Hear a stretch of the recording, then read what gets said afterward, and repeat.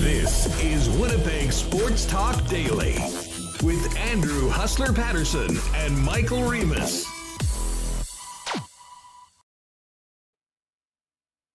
What's up, gang? Welcome back to another edition of Winnipeg Sports Talk Daily.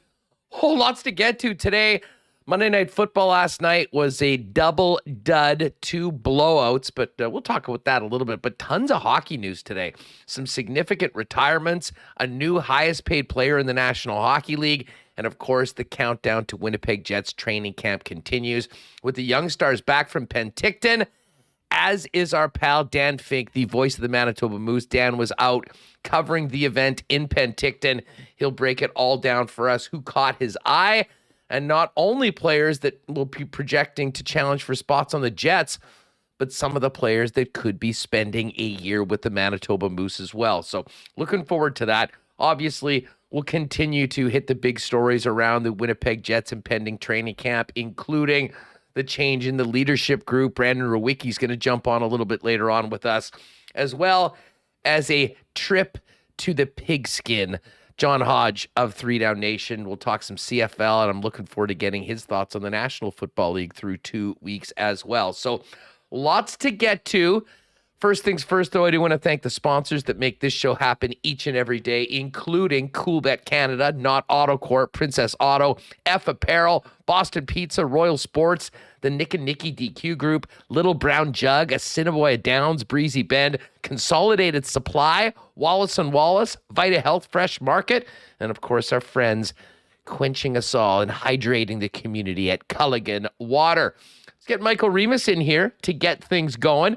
As I mentioned, Dan Fink first up, Brandon Rewucki, and John Hodge a little bit later on. Remo, what's going on? Yeah, I'm just frothing at the mouth here. Waiting. Murat just tweeted an hour ago the Jets training camp roster may be out soon. So I think the Jets know what time we start here. So may have to give them a little nudge. Hopefully we get it before the show's over. Gotta love those 1 p.m. news drops for the WST they know. gang. They know. So... no shortage of topics here. We got a lot of NHL news, but also the Jets as we look ahead to training camp begins Thursday. Yeah, we're going to be all over that. Hey, before we get to the Jets talk, last night the Bills steamrolled the Titans. The Vikings looked, horrible after such a great start to the season against the Packers. But while the games were duds, the best thing that I think any of us saw on television last night was after the game when they flipped over to Sports Center, the return of Darren Dutchyshen, who looked great back with his tag team partner, Jen Hedger, the best 1-2 punch when it comes to the highlight game in my book. And after being away, being treated for cancer for, I believe, upwards of a year, man, Remo, it was great to see Dutch back on. I mean, he is, just such a beloved dude that's been doing this so long. And honestly, I'm not sure anybody does it better. A real kind of throwback to the glory days of highlight shows. And man, he's been missed. And what a great sight that was to see Dutchy back on the tube last night after the games. Yeah, I saw the video there on Twitter. Looking good, says he's feeling good. And, wanting to get back to what he does best and, doing a Sports Center. And yeah, we all grew up watching Darren Dutchyshen. I'm having flashbacks here to the black and yellow OG TSN logo. Think of him. Actually, I'll say my favorite TSN commercial. He used to do like promos for Sports Center. There's one. It's like Rodski and Dutch when Rod Smith and Darren Dutchyshen did it together. But now it's him and Jen Hedger, and that was a feel good video of social media yesterday, and great to see him back in the chair.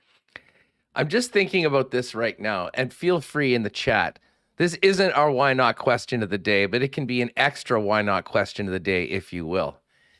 If you were going out for a night, you wanted to go watch some games and have a bunch of beers, and you could draft any of the TSN or Sportsnet personalities just to hang out for a night over some suds, I think Dutch is like, certainly for anybody, any sports center or sports desk or a sports central anchors, I think Dutch would be number one with a bullet.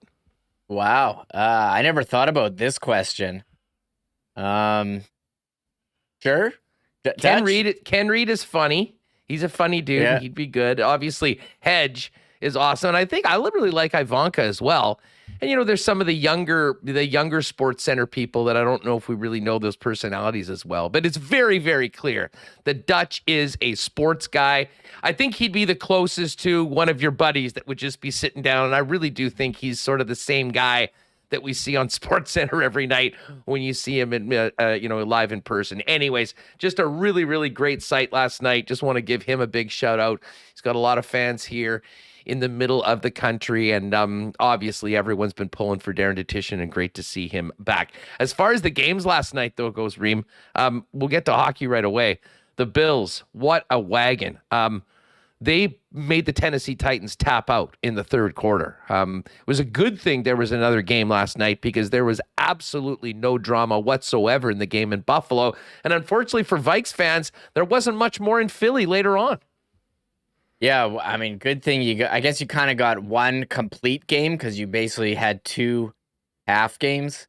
The Buffalo Bills, yes, as you said, wagon, Stephon Diggs, absolutely incredible. I had some friends text me laughing that they bet the over on his yardage prop, which was like 75 yards or something. And if you had him in fantasy, I think you did pretty well. Bills defense too.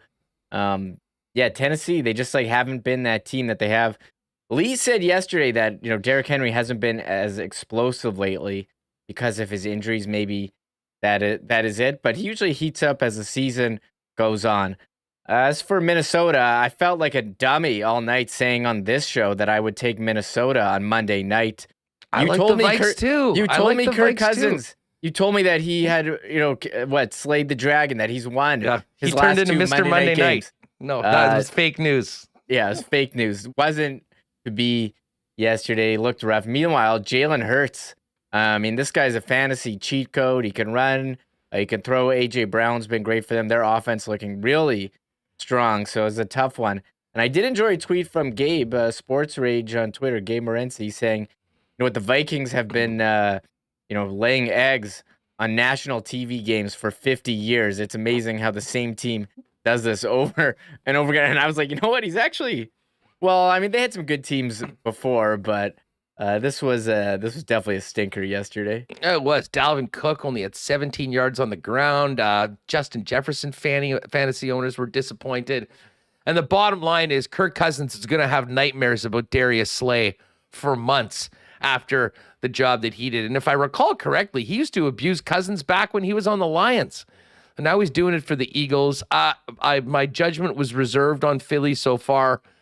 But man, a few more performances like that, and I think that even if you are, we're negative on their chances to be the team that everyone was talking about, might have to turn around and say, you know what? I think they are. Hurts, the performance of Hurts, and the development of him into a top quarterback has been amazing. Absolutely. He could be just doing the Lock Shop with Dustin Nielsen. Subscribe to Lock Shop wherever you get your podcasts. He said, the way it's looking right now, at least through these games, and that performance last night, is Jalen Hurts could be a guy that wins a lot of people their leagues if they waited a little bit and got Hurts a little bit later on. All right, all that being said, let's get to some of the big hockey news. And we'll put this in right now. Let's get to the why not question of the day. Because with training camp coming right around the corner, interested to find out your thoughts on, what you believe the biggest storyline of Winnipeg Jets camp could come. Obviously, Rick Bonus's first training camp, the candidates for the letters and the leadership group, who will be in the lineup on the blue line in the home opening game? Will Scheifele and Wheeler play together? And a question that I think we all know the answer to, or at least my opinion on this, is it time for Nikolai Ehlers to finally get a run with a top power play unit? I think the answer to that is yes. But so many interesting storylines around the Winnipeg Jets, as Dave Poulin mentioned to us yesterday on the program.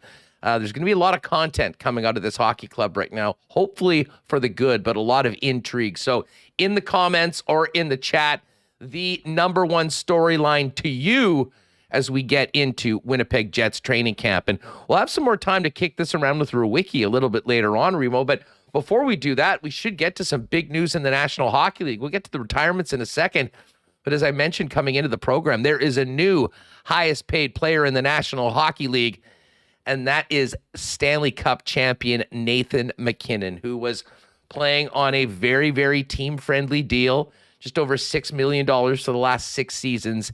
He now gets paid, and he certainly earned it, a contract in excess of $100 million, just slightly more than Connor McDavid.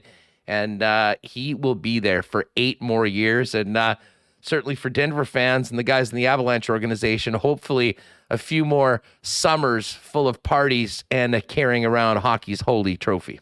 Yeah, they've been taking this cup on tour across Denver to start training camp. They're even at the Broncos game. Pretty awesome. But congratulations, Nate MacKinnon. $100 million. When I saw the alert that said $100 million contract, I was like, whoa. And highest AAV, just beating Connor McDavid's AAV has by 100,000. And I do wonder if maybe is it going to be Austin Matthews who surpasses that? Because yes, the answer to that is 100% yes. The big story, yeah, he's 2 years away from unrestricted free agency, but good for Colorado getting their guy locked up. Good for Nathan MacKinnon, because we had talked about how he had been so underpaid for so long. And I even saw Dom, his tweet saying that MacKinnon might even still be underpaid, especially if the salary cap goes up. So Colorado, they've got him locked up, and we can look at their team because they're in the Jets division. We're going to be seeing them quite a bit. And I remember, Tyler Seguin would be the guy who beat up on the Jets all the time. And even, with their diminished roles, they still did Ben and Seguin this past year. But you look at they got Rantanen for 3 more years. Landeskog, he signed last year for, a bunch more years. There's McKinnon long-term. Yakushin, they signed. Lehkonen signed long-term. Makar, Sam Girard, Josh Manson long-term. So they're in pretty good shape. They got us pretty solid core, and I haven't really looked at the Coolbet odds for repeating as Stanley Cup champions, but I'm sure they're number 1. They are the favorite. Now, Bart Omand in chat. There goes the Avs' chances. No team with a player with an AAV over 10 million has ever won the cup in the salary cap era. That is true.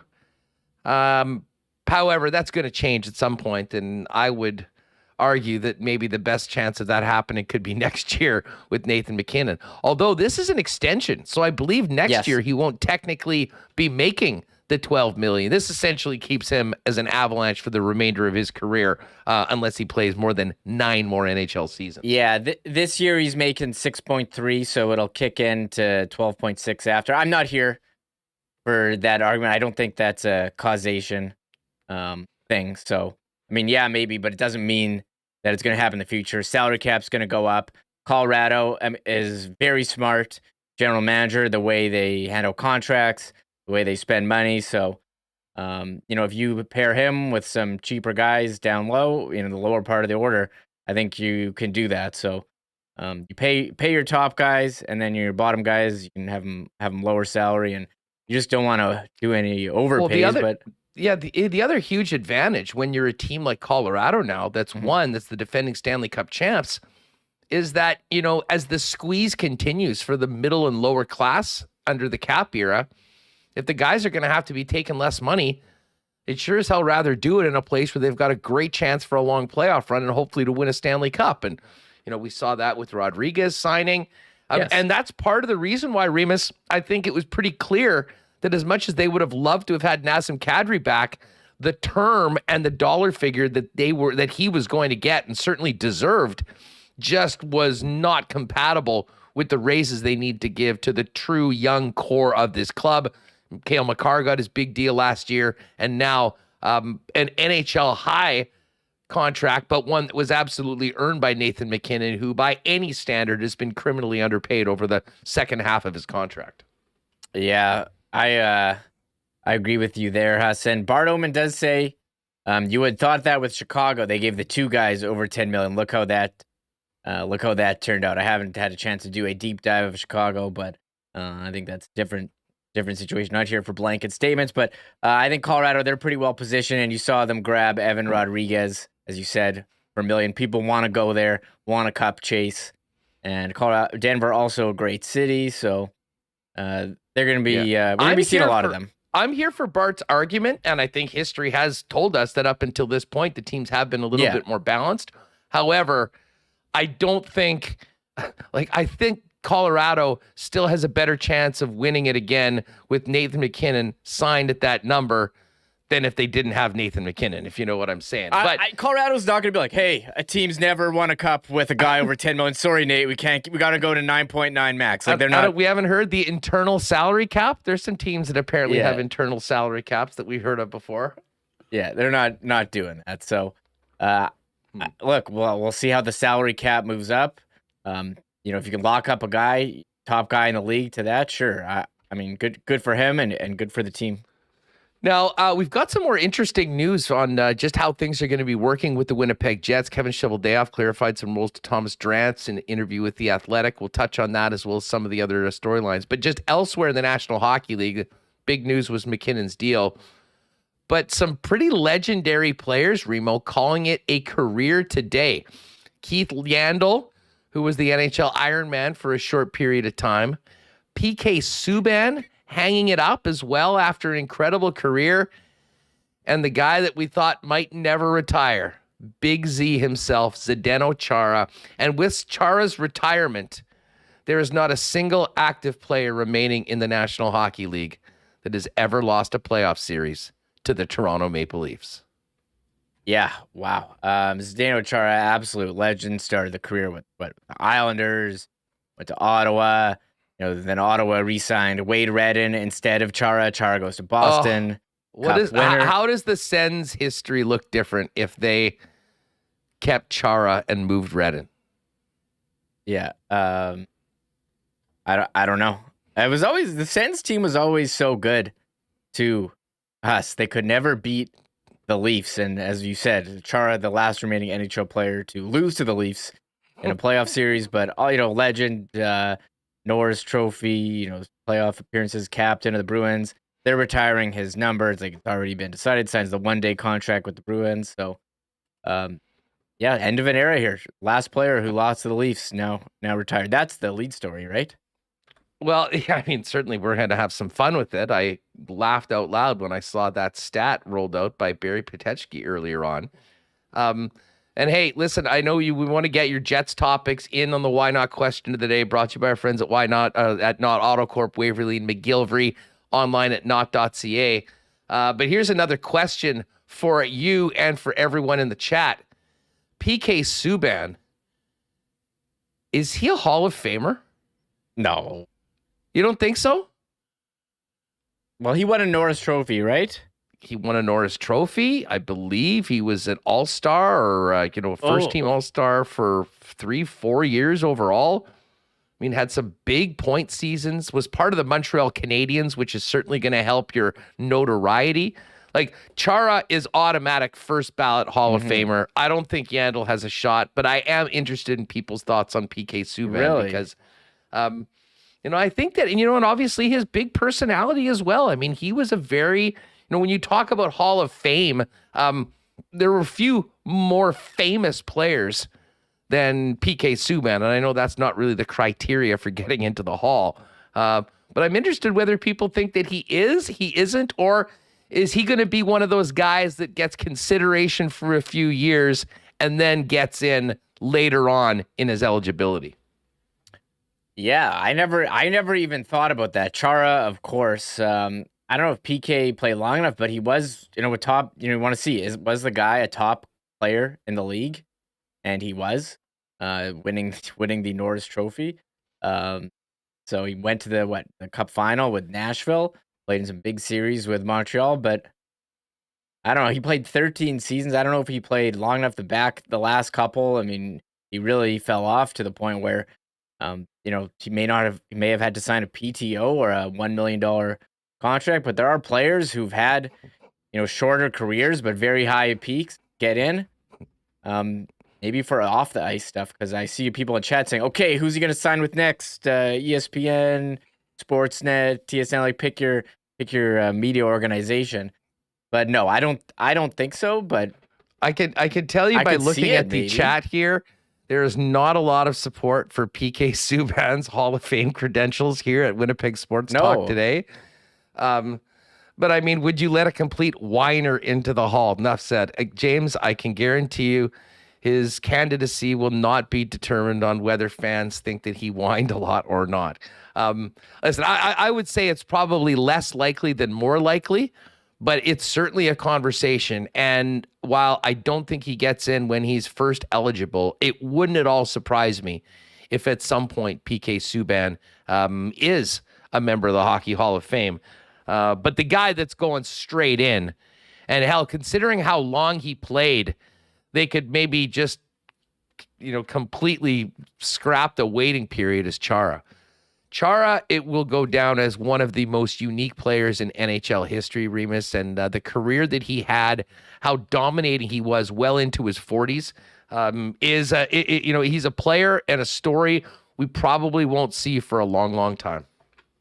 Chara, yeah, I mean, everyone's searching for the next Chara. We hear that all the time with guys of that height. It took him a while to come into his own, when he's traded to Ottawa, as he said, from the Islanders. And then he was so awkward when he started getting into preseason in the first little bit in the league, but he grew into, arguably one of the most important players on a hell of a great cup team that was deep from top to bottom. Yeah, I mean, those Boston teams, Shane Knighty was a part of them, I remember, and they won the cup against Vancouver, lost a couple cups as well. All-time great Big Z, as they call him, and also holds the record for hardest slap shot, which I can't really see being broken. I think it was 108 miles an hour at the All-Star skills competition. So, he's legendary. How many games has 1680 games, 680 points. I also played 200 playoff games. So what a career. Pushing 2,000 games in the National Hockey League between we're close to 1,900 between the regular season and the playoffs. He was always a favorite of mine, and I think a lot of fans for the way that he played, but also a really classy guy, and I think an incredible leader. And I'll just mention this. Because it was a topic that we've talked long about, and it's sort of, I guess, does tie into the change in the leadership group here in Winnipeg. But, when we were hearing a lot of things about, it's a young team and young players, I'll always remember a quote from Zdeno Chara about the Boston Bruins locker room while he was there and how they welcomed players in. And the second that they were called up or getting their NHL debut or playing with the Boston Bruins, they were treated as such, as NHLers, as teammates. There was no rookieing. There was no hazing, like even sort of fun things, because, Chara said that he wanted and they needed everyone to feel like they belonged and they were part of the team for the best interest of it. I'm not sure that was always the case here, but I really do think that he was the blueprint for a warrior and one of the best captains we've seen in the National Hockey League for a long time. And it's those little things about the way they treated not the superstar players, but the other guys on their team, the way they welcomed them into Boston and the way they built that culture, which for a long time, Remo, was basically the standard in the National Hockey League for the way it's done. Yeah, also, Norris Trophy winner. He did win the Mark Messier NHL Leadership Award as well, and represented Slovakia in multiple international tournaments. I love some of those Slovakia teams with Gabrick and Hossa. Don't you have a jersey? Ziggy Don't you have Palffy. a Slovakia jersey? I do. I have to decide who I'm going to get on it. But yes, Chara. You should get Chara. It's pretty obvious. I don't think I'm a Chara. I think it's weird if I wear like a Chara jersey. Like, I'm not 6 foot. How old is he? or tall, 6'9". I'm a smallerish guy. I can't do it. There's no height restrictions on replica jerseys. Just saying. Listen, we'll have more on this a little later on. Rewucki's going to join us. We will talk some pigskin with John Hodge. But we're going to wrap the Penticton Young Stars tournament with Dan Fink coming up in just a minute. Hey, before we do that, got to give a big shout out to our newest sponsors, the guys over at Consolidated Supply. Great to have new sponsors, but especially when they're big-time listeners. And I know Joe, Spicy, Gino, and the gang, regular WSTers, and it's great to have them on board. They've been, running the golf business for a long time here in Winnipeg and in Manitoba, working with courses around the province on irrigation systems. But for you, your home, your property, your family, they can certainly help you with elite irrigation DIY solutions to get your lawn green and lush as possible. Or some things where you can check on and get things watered out at the lake when you're not even there. But they also have incredible artificial turf options. If you need something to, protect and withstand your pet's waste or grass that won't grow in shaded area, they can help you out. And if you want that dream putting green in your backyard, head down and see our longtime listener, Joe, at the branch, and they can set you up. And speaking of incredible backyard options, outdoor kitchens as well, and a great selection of hot tubs. So if you're looking to step up the backyard game, Consolidated Supply is the place to do it. Of course, they're also the club car dealer and have everything, 2, 6, 4, 6-person golf carts. Find out more, Consolidated Supply, in person, 1395 Niagara Road East, or check them out online at cte.ca. The gang at Vita Health Fresh Market's busy as we head into the fall. If you want great prices on natural and organic supplements, beauty products, and groceries, shop at any one of the 7 Vita Health Fresh Market stores or online at myvita.ca. When you shop at Vita Health, you're supporting a great local company, family and owned and operated since 1936. They also carry Winnipeg's largest selection and assortment of local products, too. And hey, great delicious lunch options like Vita Market salads, soup, sandwiches, and more in their grab-and-go deli. Pop down and visit Vita Health Fresh Market's 7 Winnipeg locations, including the newest store in Linden Ridge, and online at myvita.ca. And I know the Wallace and Wallace gang has had a wild summer. Busy. They've been the go-to people for fencing for decades around Winnipeg, and we've seen their trucks and fences all over the city. What you might not know is that they also work with Clopay, the largest garage door manufacturer in the world, and despite supply chain issues everyone's been experiencing, you can still get a beautiful new garage door delivered and installed within 4 weeks, just in time for the snow to fly and the very busy fall and winter season. And hey, speaking of doors, did you know a new garage door can add up to 4% to the value of your home? With 161 styles of garage doors to choose from, there's a style that's right for your home. They also service them like they helped out Michael Remis and a few of our listeners. Visit them at wallacedoors.com, give them a call, or visit their showroom on Lawson Road. And hey, a big cheers to our friends at Aikens Lake. We're just finishing up their busiest season ever.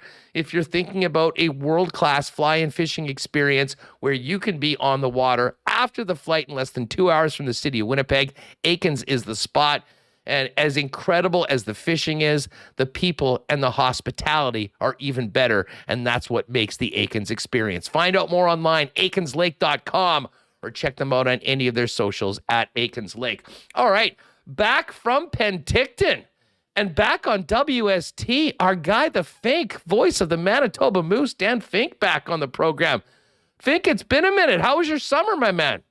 Oh, it was nice. I mean, once summer finally started there, about a month in, everything was pretty nice. Spent some days by the pool, get back home to Calgary to see my folks a little bit. That was real nice. And overall, just recoup and enjoy the summer because it's going to pick up here in a little bit. Well, it's already picking up, and it picked up on the weekend. Our first chance to see a number of these young first-round picks and a number of other prospects. Overall, how did the tournament go? We'll kind of get into some individual players, but from Mark Morrison's perspective, who was in charge of leading the group, how did he feel that the 3 games and the experience for these young players went out west? I mean, first off, it's such a great tournament, and I hadn't been out to it since I think it was the 2017 edition. So it was nice to get back after a long absence because the vibe of the tournament is great.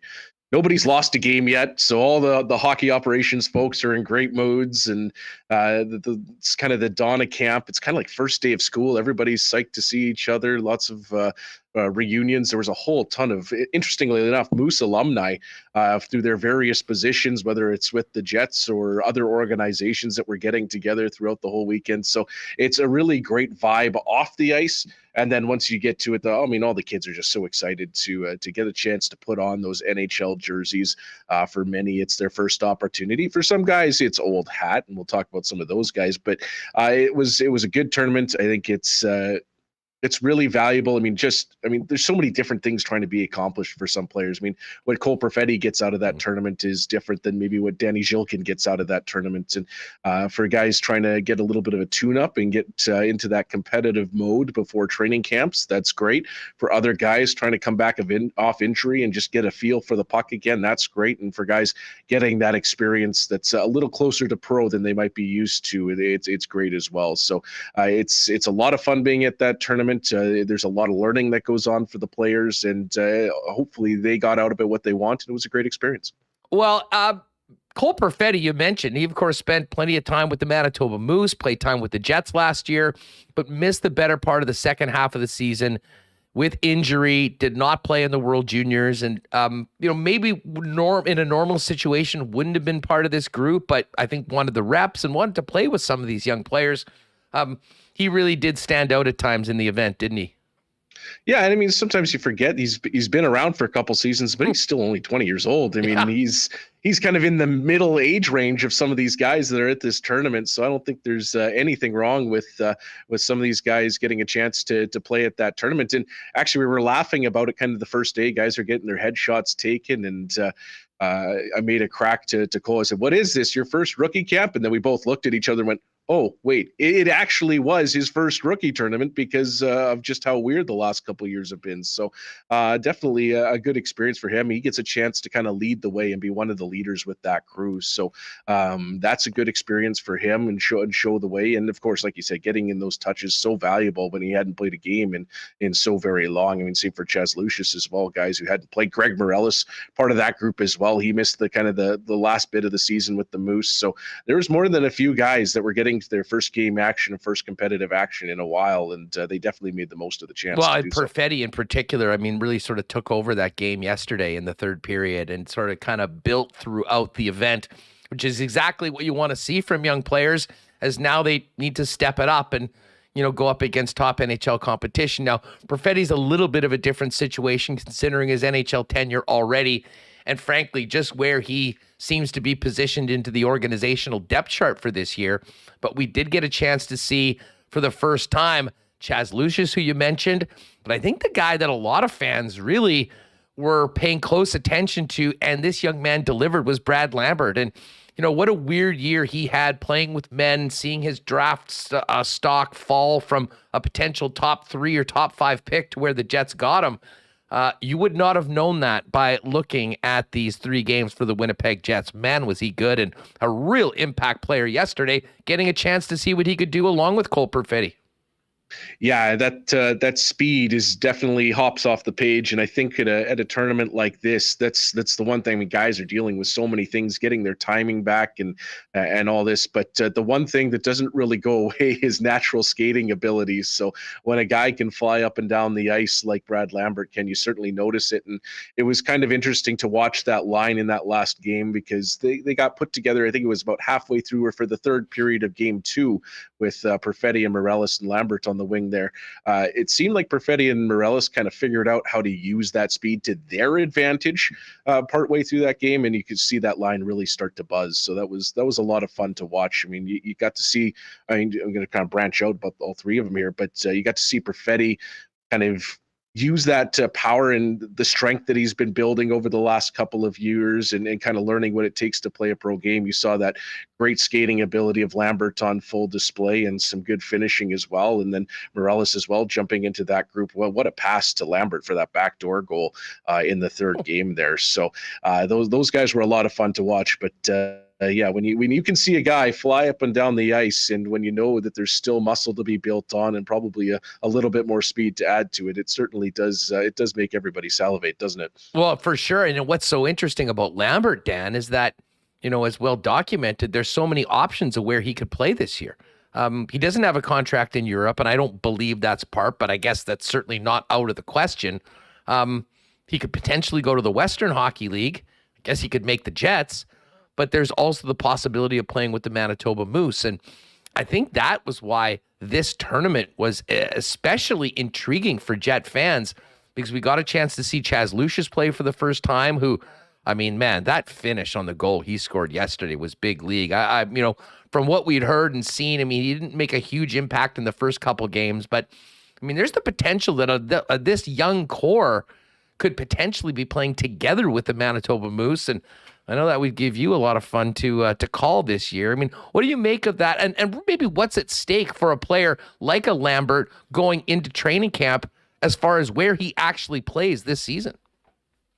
I think the nice thing is for both the players and the organization is I don't know that there's much in the way of wrong answers here, right? Yeah, great point. Training camp will show, and it's as going back to my Regina Pats days, John Paddock would always say the players will tell us where they need to be. And that holds true in most situations. They'll show throughout training camp, and that's what it's here for. The tournament is a nice little primer, and now they'll get a chance to skate with the big boys every day, which is fantastic experience for those young guys. And a lot of those guys didn't have that opportunity the last couple of years, just with the way COVID was, and camps were a little smaller. So to see those guys skating with the big club, I mean, they'll get a real taste of what that pro hockey is and what they need to do with their game. So, and by the end of that, Jets hockey operations staff will have been able to see enough and adjudicate where those guys would be best suited to be, because at the end of the day, that's what everyone wants is the best situation for the player. What did you see from Lucius over 3 games? Yeah, like you said, in that third game, what a finish there. And you could see once that puck hit the back of the net, I think the confidence kind of got going. I mean, there's a guy that has not played a lot of hockey the last couple of years due to injury, which is always so tough. It's such a prime age for development. And you always see that with junior guys, college guys that go through that injury trouble. Maybe it takes a little bit to get going. So it was great for him to get on the board there. You could see he was pretty fired up when that puck went behind the goaltender. So he got into the mix there. So I think there was a lot of kind of figuring it out as it went along, as there is for so many of those players. But guys with that kind of a shot, we were talking about that natural ability of Lambert to get up and down the ice. But when you can shoot the puck like Chaz Lucius can, it only takes that blink of an eye to get open, and then they can do some real damage. Now, there's so much focus on those first round picks, Lambert, Lucius, and Perfetti. But there's a number of other very intriguing projects and prospects in this group. And 2 guys I want to ask you about how they looked here, because you got a chance to see them at the end of last season, was Henry Niekkonen and Daniel Torgerson, who both signed late in the season, spent a little bit of time with the Manitoba Moose and showed well. For fans that haven't seen those players, what sort of guys are they within the organization, and how did they look at this camp, considering you'd already seen them play some pro games last season, Fink? Yeah, it was kind of the interesting thing about that Young Stars team is there were 11 players on the roster who played for the Moose last season. Now, by that same token, there was only 4 or 5 guys that had significant games with the Moose, but everybody kind of, a good half that roster got a taste of AHL hockey last season, like those guys you were talking about in Torgerson and Niekkonen. So valuable when those guys can come over, get a few games in, and in Niekkonen's case, get in a playoff game as well. So, I mean, 2 big bodies that get around the ice pretty well considering their size. I mean, both use their sticks pretty well. And when Torgerson decides he's going to the net, there's not a lot of guys that are going to push him off the puck. Same with Niekkonen. So we saw the flashes of skill. The guys did a good job at doing what they do well. And, with that size that they have, with the ability to move around the ice, I think that's definitely something that Mark Morrison could use and utilize with the Mooses. We saw them do very effectively last season with those big bodies up and down the lineup that could get around the ice. So when you have that combination, guys are going to find success. So it was a nice opportunity for them to start getting some touches right now. We'll see how they fare in camp, because everybody heading into this week right now they're all Winnipeg Jets, and that's what their focus is trying to make that Winnipeg Jets team, because nothing's set in stone just yet. So they'll do their darndest to knock somebody off their pedestal. Dan Fink is the voice of the Manitoba Moose, coming back from the Penticton Young Stars camp with us here on Winnipeg Sports Talk. If you haven't already, folks, make sure you hit that red subscribe button. Subscribe to the channel. You can download the podcast wherever you get podcasts. Just search Winnipeg Sports Talk. And make sure you join us, if you're able to, live every day on YouTube right here at 1 o'clock p.m. Easy to focus in on the forwards because of some of the star power and where the players were drafted. But you can't win without a solid blue line. What did you make of the defense, and was there a player or two that maybe really stood out at the camp and from your perspective, Dan? Yeah, it's kind of interesting. I mean, like you said, there's so much focus on the forwards because especially last season, the focus was all on the defense with the Moose, right? So that's kind of where the Jets are in that cycle of players coming through. A lot of exciting talents currently in the pro ranks on the back end, and right now it's few, like we said, there's 3 first-round picks in that forward group at the Young Stars. But you know what? There's certainly some. Everybody likes Tyrell Bauer because he comes out there and just tries to hit everything in sight. He and Ethan Cap were playing together for a little while there, and Cap was a tournament invite, and they were just running into everybody. So that was a lot of fun to watch. Certainly some pretty physical games throughout that week. Some big teams that the Jets had to go up against. And Dmitry Kuzmin, got to see him jump into some action. He was playing alongside Simon Lundmark for a lot of the tournament, so getting some big minutes in that situation. And Lundmark's a guy that maybe doesn't get the press that a lot of the guys did last year. I mean, he's still coming in. He's a second-round pick. There's that pedigree, but acquitted himself very well and really fought to stay in the lineup on a very jammed Moose blue line last season. So this year might be more of an opportunity for him to take on more of a leadership role, but a guy who moves around the ice pretty well, is very dependable and really kind of built throughout the season. So it'll be really interesting to see where he goes this year in his second year of pro in North America. Great bit of experience for the young goaltenders as well. Arvid Holm, who has been with the organization, Salminen, the Finn that was signed last year. I'll tell you what, DiVincentis sure showed that he might be a 7th-round pick, but he's got some potential with the performance he put on yesterday. Imagine all the goalies, had their ups and downs, but acquitted themselves quite well heading into the big test coming up this week. Yeah, I was wondering if they might have to get DiVincentis out of there after getting so much work. It's a little, maybe have him on a pitch count or something like that. He'd made, 39 saves, something like that by the end of the second period. And everybody, they did a really nice job, that group, at calming things down for the third and giving them a bit of a break on the way to the win. But yeah, I mean, the goaltenders acquitted themselves well. I mean, Arvid Holm obviously comes in after a year with the Moose, and it was dynamic in that first game. I mean, he faced some grade A opportunities and was going post to post, making some huge saves to kind of keep that team, or keep that game close early on while they started to get the feet under them. And Salminen, man, he is a big body. I mean, you see him walking around the locker room and you think he's a D-man.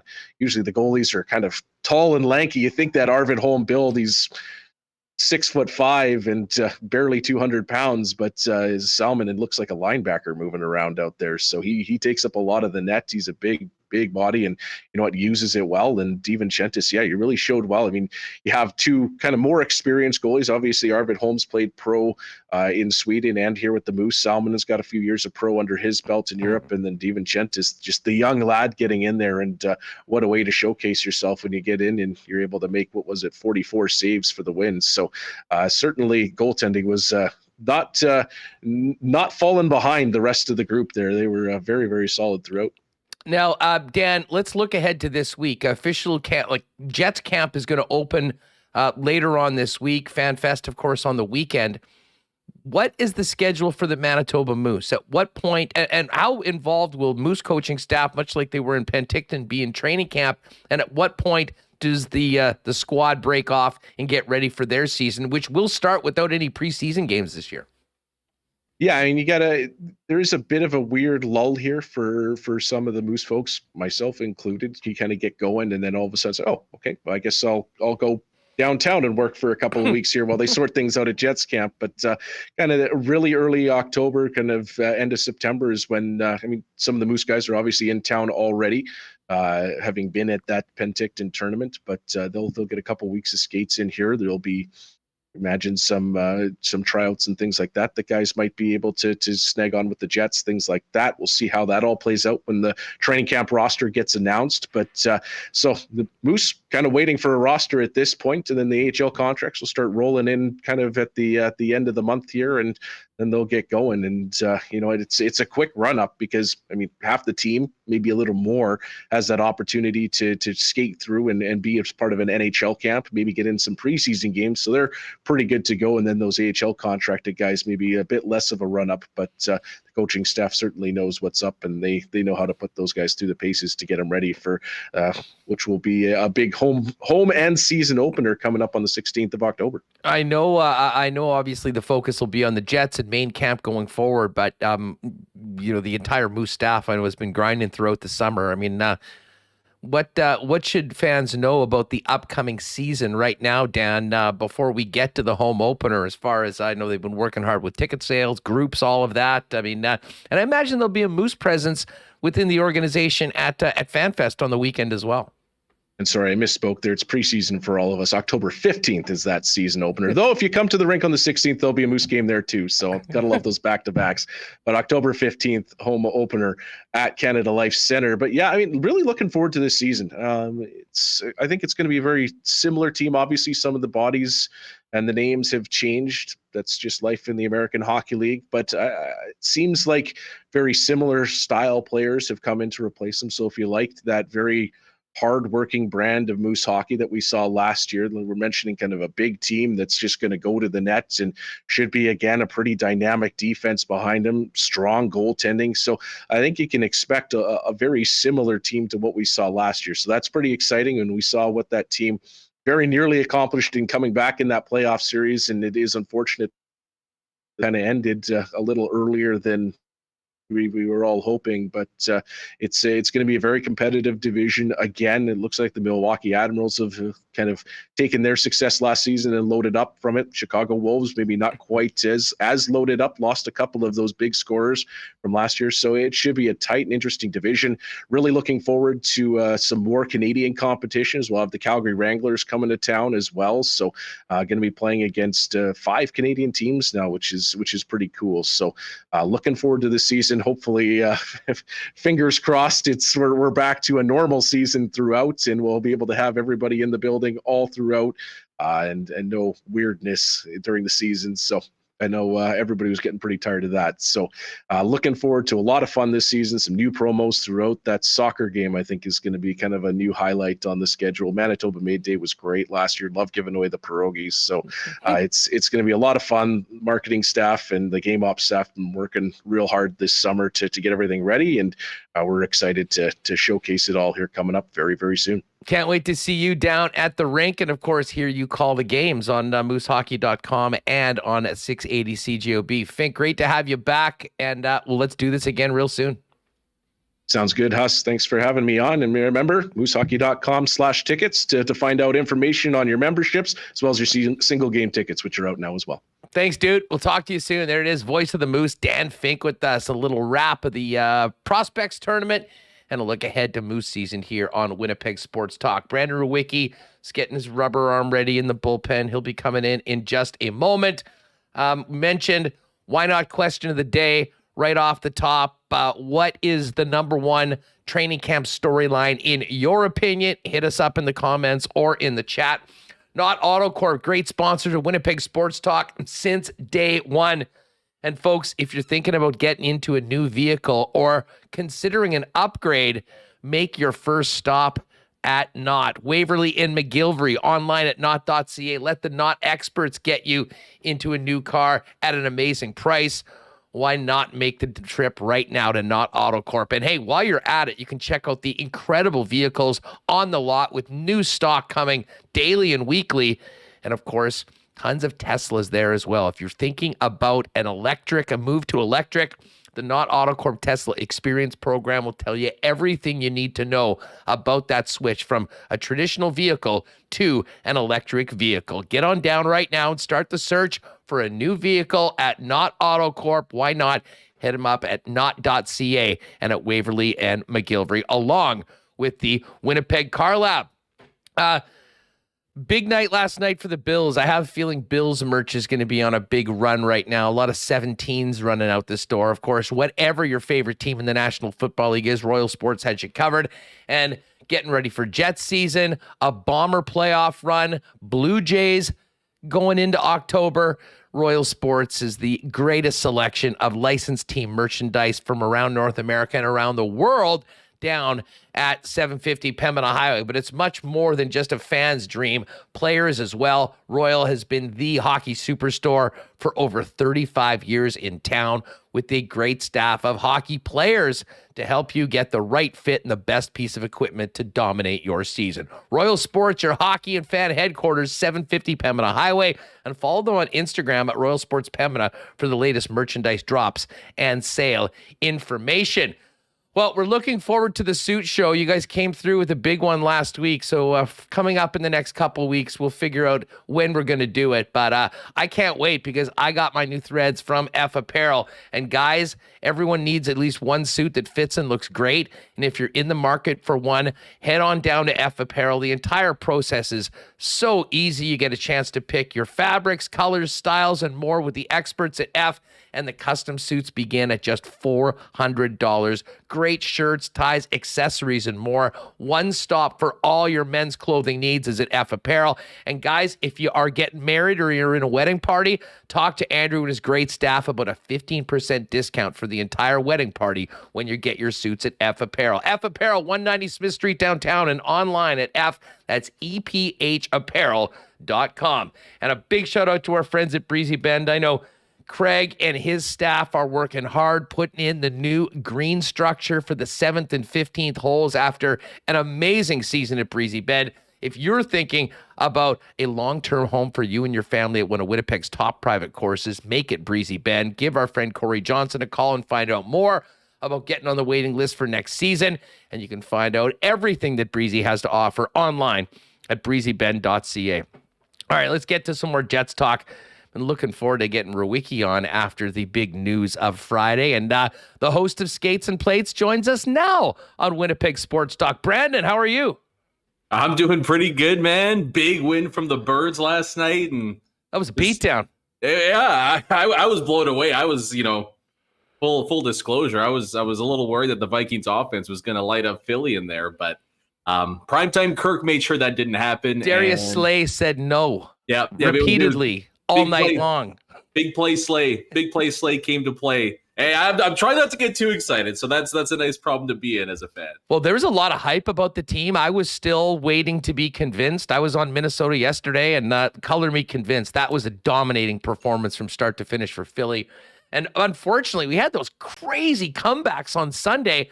The Sunday nighter was a dud, and both of those games last night had absolutely no drama.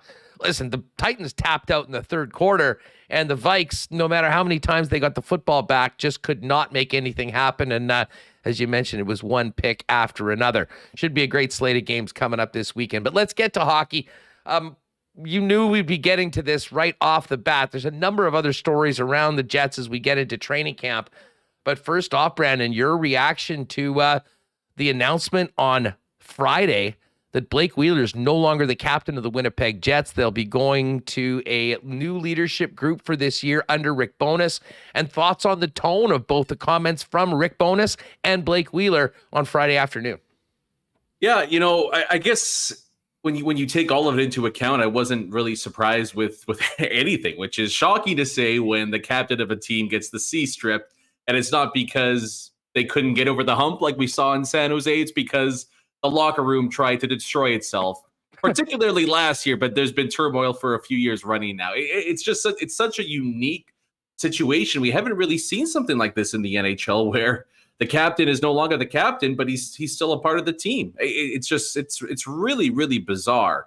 I guess what it comes down to is this: with the situation the Jets have put themselves in, removing the C from Blake Wheeler was really the only option they had. It was just an absolute must do. They couldn't have done anything else. They couldn't have, brought basically the entire same team back, not changed the leadership group and expected massive changes to happen. My only problem with the situation isn't just, the decision to remove the C itself, but to me, this is something that should have been dealt with 2, 3, 4, 5 months ago. And if you wanted to go this route, to me, it was rip the Band-Aid off, clean slate, fresh start, new chapter, and you either buy out or you trade Blake Wheeler at that point, and you suffer some losses in the here and now for sure. But I think in the long run, it would have been the most rewarding scenario that the Winnipeg Jets could have put themselves in. I think they made the best out of a bad situation, but I'm not going to give them any high marks because. So you think they're better off? They would be better off right now having bought out Blake Wheeler than have him on the team? I don't know if I mean, listen, the guy's still a productive player. And I mean, who's taking his spot if he's not there? Like, to me, it could go bad. Don't get me wrong. I will entertain that possibility. And I do think there is an element of risk, but to be honest, I mean, from where I'm sitting, if you can get him to come around on this and feel like it could very well be liberating for Blake. I mean, I think he's worn a lot of the burden of this, and the guy still plays very hard and can still contribute to winning. And if you're going to basically be trading him for nothing, I'm not sure that having Blake Wheeler leave the Winnipeg Jets makes them a better team on the ice. In fact, I would argue vehemently against that.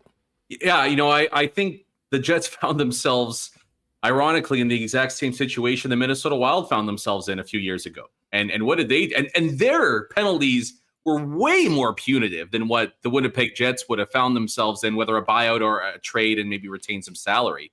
And they lost on the ice, like on paper at that. Like Ryan Suter was, even now is what, a top 4 defense, like a second pair defenseman. Well, he can certainly play. Zach Parise, not the guy he was, but probably chip in 15 or so goals, like be a solid guy. Like the Wild on paper got worse when they made those moves. Find me a Minnesota fan that's disagreeing with that decision today. I just don't think they exist. And that's because they took, and no doubt about it, ballsy move, completely aggressive, borderline off the deep end, but it paid off for them in a huge way because it really allowed everybody to just take a new step and go in a new direction. And look, I mean, it can go both ways. There's no doubt about it. Like you said, Wheeler can certainly take this and put it in a positive direction, and the Jets can kind of put a positive spin on it, and it ended up working out for them. But I would argue just as likely, there's a chance this completely goes sideways. And we heard the comments from Blake Wheeler, and the one that stood out particularly to me was, and I'm going to paraphrase, obviously, but something along the lines of, if something needs to be said in that locker room and you think I'm just going to be quiet and sit in the back, you're sadly mistaken.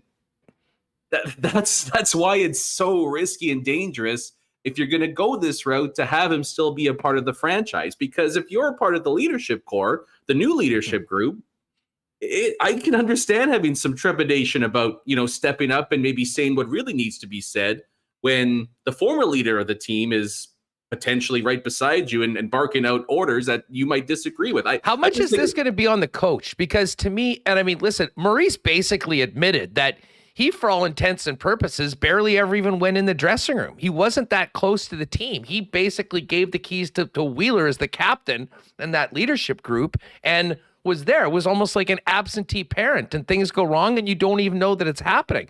I certainly get the vibe from Rick Bowness that he handles things very differently. And to me, I mean, I think the head coach in this situation has to be more involved and has to be playing a daily active role as part of that, so to not allow something like that to happen.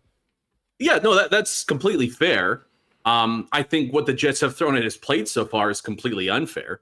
I think they're asking Rick Bowness to do way too much right now. And I said this in my episode that came out this morning, that my initial takeaway from all of this is that if the Winnipeg Jets make the playoffs, Rick Bowness, without even consideration, without even a thought in my mind, gets 100% of the vote for the Jack Adams. Jack Adams. Oh, man, we're hammering those futures right now. Yeah. Where are the odds at Coolbet? Come on. So, like, you're asking them to do so much here, then you're throwing this on his plate as well. And I mean, there's an element that's a part of his job description. I get that, but I don't know. I just think the Jets are putting themselves in a tough spot to succeed here.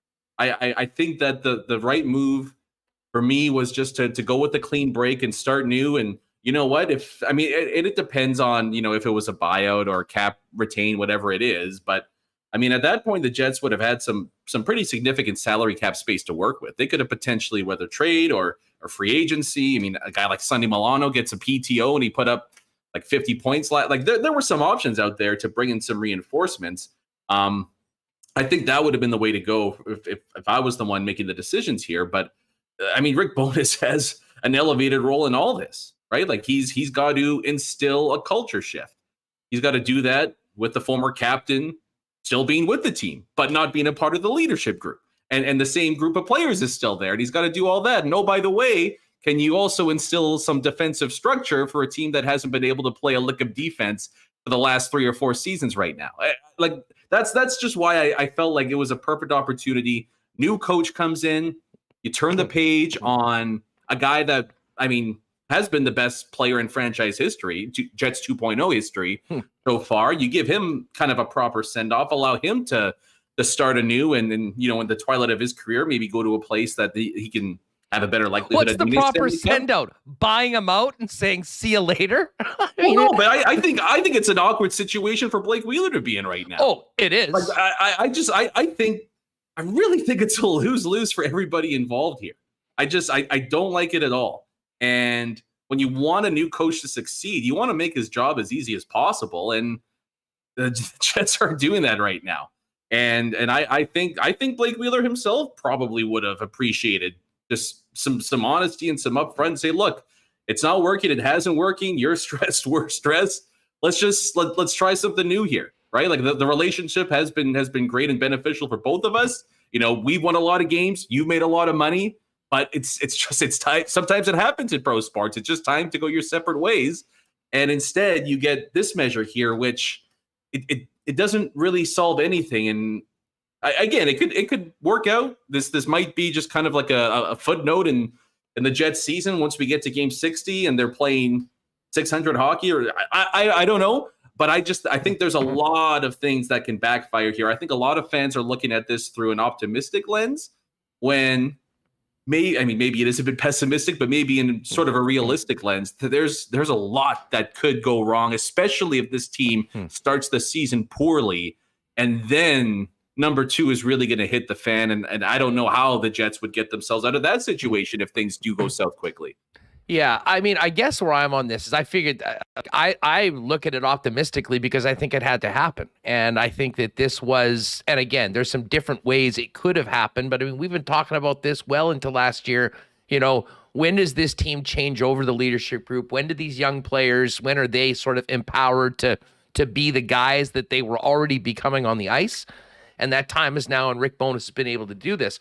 But I don't think for a second that this was just Rick Bowness's decision. I mean, I think this comes out of what the Winnipeg Jets management heard from pretty much every player on that team in those end-of-season exit interviews. And that's why this happened when it happened, and they got out in front of it beforehand. And to me, I mean, I think everybody else on this team, for the most part, I think is going to be bought into a fresh start under Rick Bowness. Blake has the most challenging position of this all, and how he handles it, I think, will do a number of things, but it also could, in a lot of ways, Brandon, define his time here with the Winnipeg Jets. Because, listen, the guys that you just mentioned, I mean, points, everything. He's been here since 2011. He has been the face of the franchise. He's been one of the most important players in Jets history. There's no question about that. He's sort of being, I don't want to say this, and I know this is not the way the team wanted it, but in a lot of ways, we're sitting here talking about Blake Wheeler as being the problem, and they've just gotten rid of him. Like I don't it's think just that's his fault. It's totally not fair, and I guess this is why it comes down to this point, the crossroads, as to how Blake handles this. If he comes in, buys in, has a strong season, and sort of realizes that what's best for the team is also best for him, he could finish up these final 2 years here in Winnipeg, still being an important part of the team, still being a guy that contributes, which they absolutely have to have, which is part of the reason why I still don't think that just getting rid of him for nothing was a legitimate option for the club. And I think we'd look back at a 13-year career here in Winnipeg, handling it with grace and still being a great teammate is something that, makes him incredible. Like it'll help his stock long term when we look back at this. But to your point, if it doesn't go that way, and if there are problems and he's an issue, and I'm not saying he will be, but I think we just have to acknowledge the fact that we don't know which way it's going to go. I think that does put more stress on Rick Bowness. But I think as we've seen, speaking of ripping the Band-Aid off, he wasn't there before. He's here now. That's the first thing that he literally did as coach. I think it's pretty clear that he's putting his stamp on the team, and the message is that we're all here in this together. There's no hierarchy anymore. And I'll let you know who the leaders are when I figure it out. Yeah. And again, this shouldn't come down to Rick Bowness to do all this. And that's why I feel really bad for it. Like I hope I like Rick Bowness a lot. But that's the coach's job, isn't it? No, it is the coach's job to an extent, but I put a lot more onus on management in this situation for, really not dealing with this entire situation. We just going back to last year when you had near the end of the year, when have we ever heard a player in the NHL make comments like Paul Stastny did at the end of the year? I can't remember something like that. No, it was the most damning thing I think I've ever heard in a post-game scrum or an end-of-season scrum from a guy as respected as Paul Stastny is. And management's response to that situation was to do nothing. Like, that's crazy. Like, we haven't heard something like that, and they did nothing. They did, and you can say it's this guy's fault or that's guy. It's everyone's fault, but ultimately it's the person and the people that run the team and make the decisions that have the club in the spot that they're at right now. And now Rick Bowness is doing a lot of cleanup, and we'll see if he's capable and is able to, basically do a 180 with the same group that sounded like they hated playing hockey by the end of the year last year. And that's why if you find yourself in situations like this, just something as simple as just not even shaking things up for the sake of shaking things up, but bringing in some change to reinvigorate a locker room that I think has gone stale as well to a degree, would have went a long way for this team. And now instead of that, you're going with the unenviable task of trying to play psychiatrist and doctor to a group of players who have been together for so long, while also trying to be a hard-ass coach who needs you to play with some structure inside your own head. Yeah, listen, it's going to be interesting. I'll tell you that much. Every day at training camp, and we're going to go over the training camp groups and whatnot in a few minutes here on the program. But it certainly did start off in a very interesting fashion before we even got to training camp with the announcement earlier at the end of last week. Brandon Rewucki's with us here. Make sure to check out the latest edition of Skates and Plates. You can hear more on this topic. What'd you think of the prospects tournament? And in particular, we were speaking last week about the guys that we were looking forward to seeing. Listen, I know there's been a lot of talk about Brad Lambert and the direction that his career took last year. Man, he's got wheels. He was able to score, was an impactful player, aggressive, made a goal happen with a back check and a steal yesterday. Who knows? And again, like we said, we can't take too much from this tournament. But, man, it was a nice little start in a Jets jersey for Lambert. And I'm really excited to see what he can do come training camp. Yep. Choo-choo. Anybody wants to jump aboard the Lambert hype train? I'm the conductor, and I'd be happy to stamp your ticket and welcome you aboard. I told you last week I was really excited about the kid. I think the Jets hit a home run, and then he goes out there and, right beside Cole Perfetti was the most impactful Winnipeg Jet through the 3 games there. And it's pretty apparent watching him just how much the skating and the skill jumps out at you. Like it's very difficult to teach that. You can teach a guy to go from a below average skater to a good skater, but it's really impossible. Like, you kind of have it or you don't in terms of being an incredible skater. And I think Brad Lambert has that. And on top of that too, he's got the ability to make moves, with the puck on his stick while skating at high speeds. And that is really what can separate the good players to the great players in the NHL. And I think the kid's got a tremendous future, and I don't think he's going to make the team out of camp or anything like that, but I'm not going to be shocked if we have a conversation or two about, do you give the kid a couple of games to start the year? Because the bottom 6 is a little empty right now. And I'm not going to be shocked if he comes out in training camp, has a good couple of preseason games, and whether or not it actually happens, wouldn't be shocked if there's a discussion about it. Yeah. Assuming that he's not playing for the Winnipeg Jets, where do you think makes the most sense after seeing him on the weekend? AHL, Manitoba Moose, or going to the Western League? I think the A. I would pick the AHL for Lambert. I mean, a lot of it's going to depend too on what he does in training camp and preseason. If he's completely overwhelmed, then the decision's going to be clear. But I just don't think he's going to be. I think.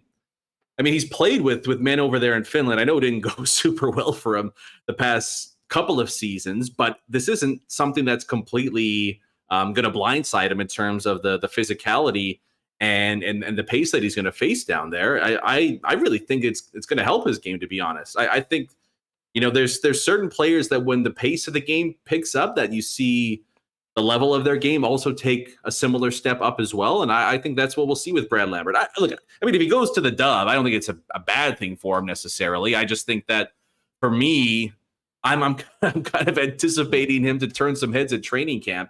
And if that's the case, there's no real reason not to give him, I mean, not even a prominent role with the Manitoba Moose, but you put him on the second or third line, you put him with, depending on, I love Mikey Asimon, but maybe you put him with a vet or two in the AHL to kind of take them under his wing. And I think you'll see him have a pretty successful rookie season with the Moose.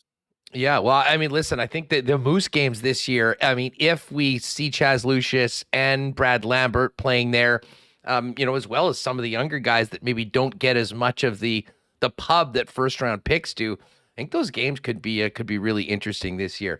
All right, we got tons of comments on our conversation here. Why? I think we're both taking it. We're both taking it from the chat. Go figure. Here's one from Scott Johnson. Brandon, you are 100% right. Andrew and many other sports journalists. Ooh, thanks for calling me a big J. I would not be that, but are sugarcoating what is actually happening. Wheeler should have been sent packing.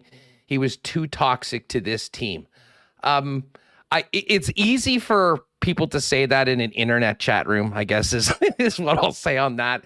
The guy that will determine that is going to be Rick Bowness. And it's not to say that they can't make that sort of a decision later on or go a different way after going about it. I guess from my perspective on this, Brandon, is that in the situation the Winnipeg Jets are in, with the lack of forward depth, they were trying to trade him in the offseason. They were trying to make some sort of a deal happen. But if your option is paying $5 or $6 million to have him not play, to have that count against your cap, and to have that hole in your lineup, I don't know. I think you're nuts for not seeing if something can be salvaged and you can get something about it before you make that ultimate decision. If there was no way that, you were going to be able to trade him. And unfortunately, at the age, despite the production, at the age, and most importantly, the 8.25 on the cap every year, it obviously proved very, very difficult to make. Never mind guys that, may have Winnipeg on their no trade list, which I'd love at some point to find out all the guys that they tried to acquire that said no to Winnipeg or had it in their deals at some point. But, that's sort of where I'm on it. You think, what would have been the best for the Winnipeg Jets just on that, if you're not going to go down this road and you're not able to trade him for any sort of value? I say go this road as opposed to just quit beforehand. But I guess I do see the argument. If you're one that thinks that this is all about one guy and it was all one guy's fault, I'm not there on that. But obviously a huge part of it, and the fact that the organization was behind this and made it win tells you all you need to know. But I don't think it's completely unsalvageable, and they just go there and eat the money. No, and even with the hard stance that I'm taking, I don't think it's just Blake Wheeler's fault. You could make the argument there's maybe individual players more at fault than Blake Wheeler is in this situation. I just think that and one guy who empowered the entire thing and then took off in December. Yeah. There's a lot of blame to go around here. I don't think with how acrimonious things have gotten that it's just Blake Wheeler's fault because he's the captain. He shoulders a lot of the blame for it, but it's much more nuanced than that. But having said that, it is interesting, and you touched on it there. The Winnipeg Jets recognized it was a problem because they tried to trade him. If there was a deal they felt was palatable, we would not be having this discussion right now. But I think the problem for me is that I think there's a misevaluation from the Jets side of things in that they believe that they can do the Calgary Flames, hire a new coach, that's basically it, and take a talented group and turn them into winners the next year, that's what they clearly think they can do this year, or else they would have punted on Blake Wheeler and maybe, one or two others this past offseason. I just think it's way more similar to the Minnesota Wild situation, where you part ways. This allows guys like Ehlers, guys like Connor, maybe even Josh Morrissey to an extent too, take on some elevated responsibility in the lineup, take on some elevated responsibility being a leader, speaking up inside that locker room. And you might be surprised that, you give some other guys in your organization a little more responsibility. And I think that's the whole point of this decision. And listen, I'm with you. I mean, if we think that it's more difficult to happen with the former captain in the room, then that's a problem. And listen, that's going to be something that Rick Bowness is going to have to feel out very, very soon. And I think he'll probably have a pretty good idea about the way this is handled so far. But I will, before I go down the road of saying that this is something that absolutely needs to be, to use your quote, rip the Band-Aid off. We'll see what the surgeon Rick Bowness can do, the mental surgeon with these guys, and they go in. Hey, quickly before we go, and I know this is something that you're going to be touching on quite a bit when we get into actual training camp and future episodes of Skates and Plates. I cannot believe we're a couple days away and the blue line situation is still what it is right now.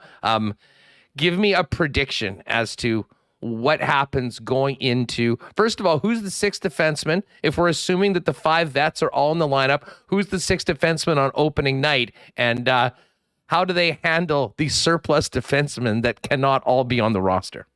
So my prediction to quote Clubber Lang is pain. It's going to be, the Jets fans are going to be pissed off. Like it's just going to be how it is. Prediction for defensemen, I think we see Morrissey, DeMello. I think we see Sandberg and Pionk. And then I think we see Dillon and Schmidt as your starting D-men to start the year. And then I think it's between, and people aren't going to like this, but it's going to be between Logan Stanley or Jonathan Kovacevic for the seventh defenseman spot. And that's just going to come down to if they feel like they're going to lose Kovacevic on waivers or not. And that pushes Ville Heinola into the AHL for another year. And it's not good for his development. It's not good for him as a player. But I hate to say I told you so, but I told you so. It's not how it should be. But I mean, let's hope something happens, right? Like, let's hope somehow they find a way to correct this. But I just don't anticipate that being the case. And I think we're going to hear a lot of the fan base really, really unhappy with the way that Ville Heinola is being treated or utilized, and not going to be shocked if Free Niku is replaced by Free Heinola before the team steps up. Let me ask you this. Now, I understand how we would feel that way just based on history. What if Rick Bowness says, Ville Heinola is one of my top 6 guys, and so is Dylan Sandberg, and they're in? That would be awesome. It's a possibility. I mean, it is. But I mean, then Chevy really has to go, okay, we got a situation here. Yeah. Now I got to do some work.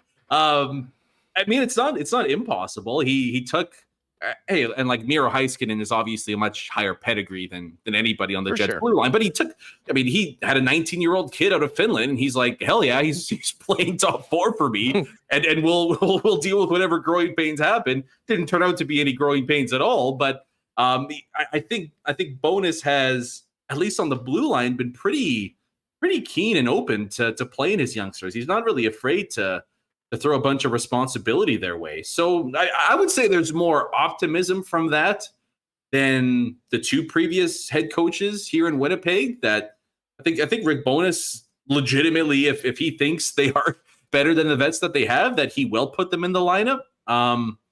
I'm not going to necessarily hold my breath on that, though. And then it becomes an interesting conversation too, because, I don't know what the market is for a guy like Dillon or Schmidt.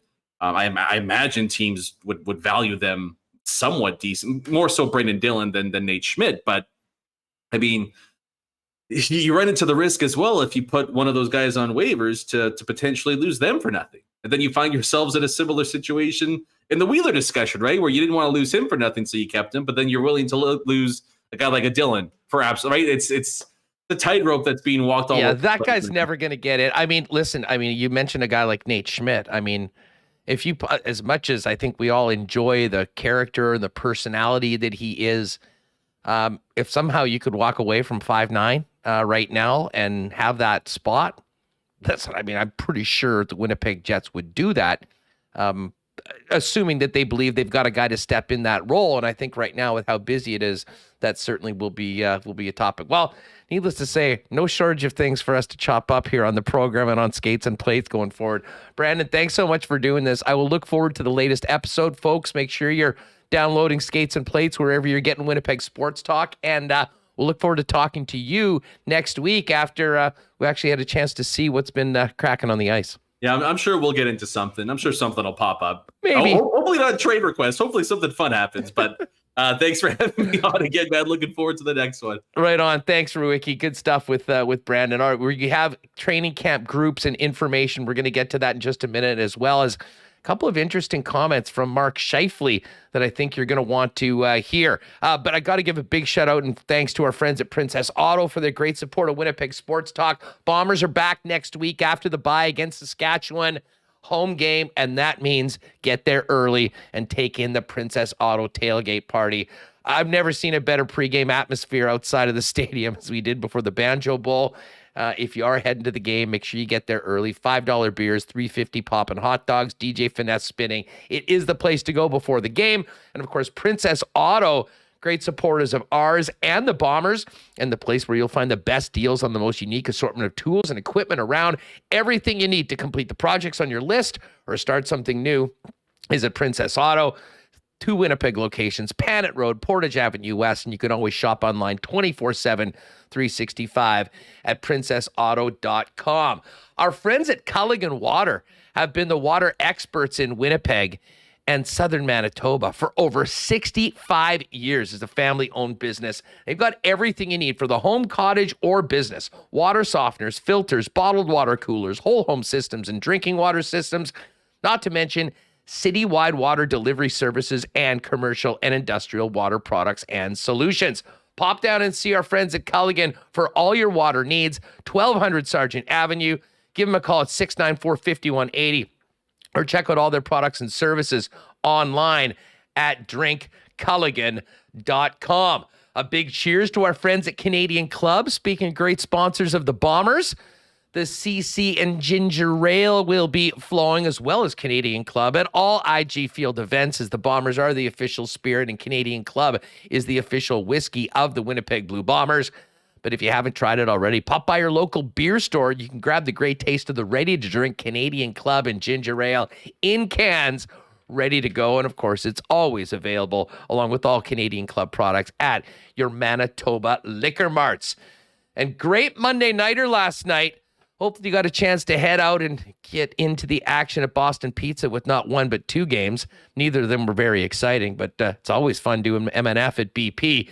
Great deals right now. You got $5 Bud drafts, BP pizza flights as well. And you can spin the BP prize wheel for prizes, Boston Bucks pizza flights, and more. But the big deal for MNF this year at Boston Pizza is you can win one of 2 grand prize trips for 2 for an NFL weekend in Vegas, including airfare, hotel, Raiders tickets, and a bonus NHL game with the Vegas Golden Knights. First trip is November 11th to 13th, Raiders Colts, Knights and Blues.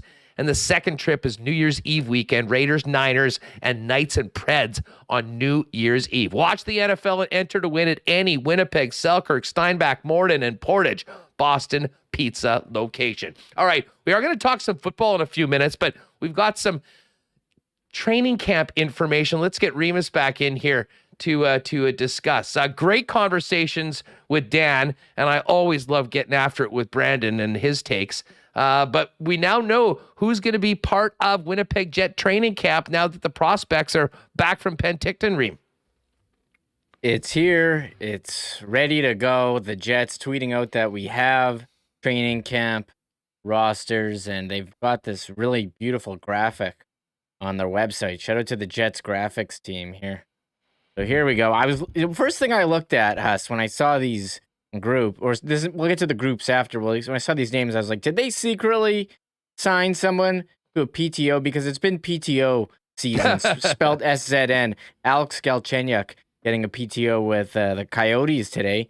But I didn't really see any surprising names here as far as like trying to sneak in a PTO announcement from an established NHL player.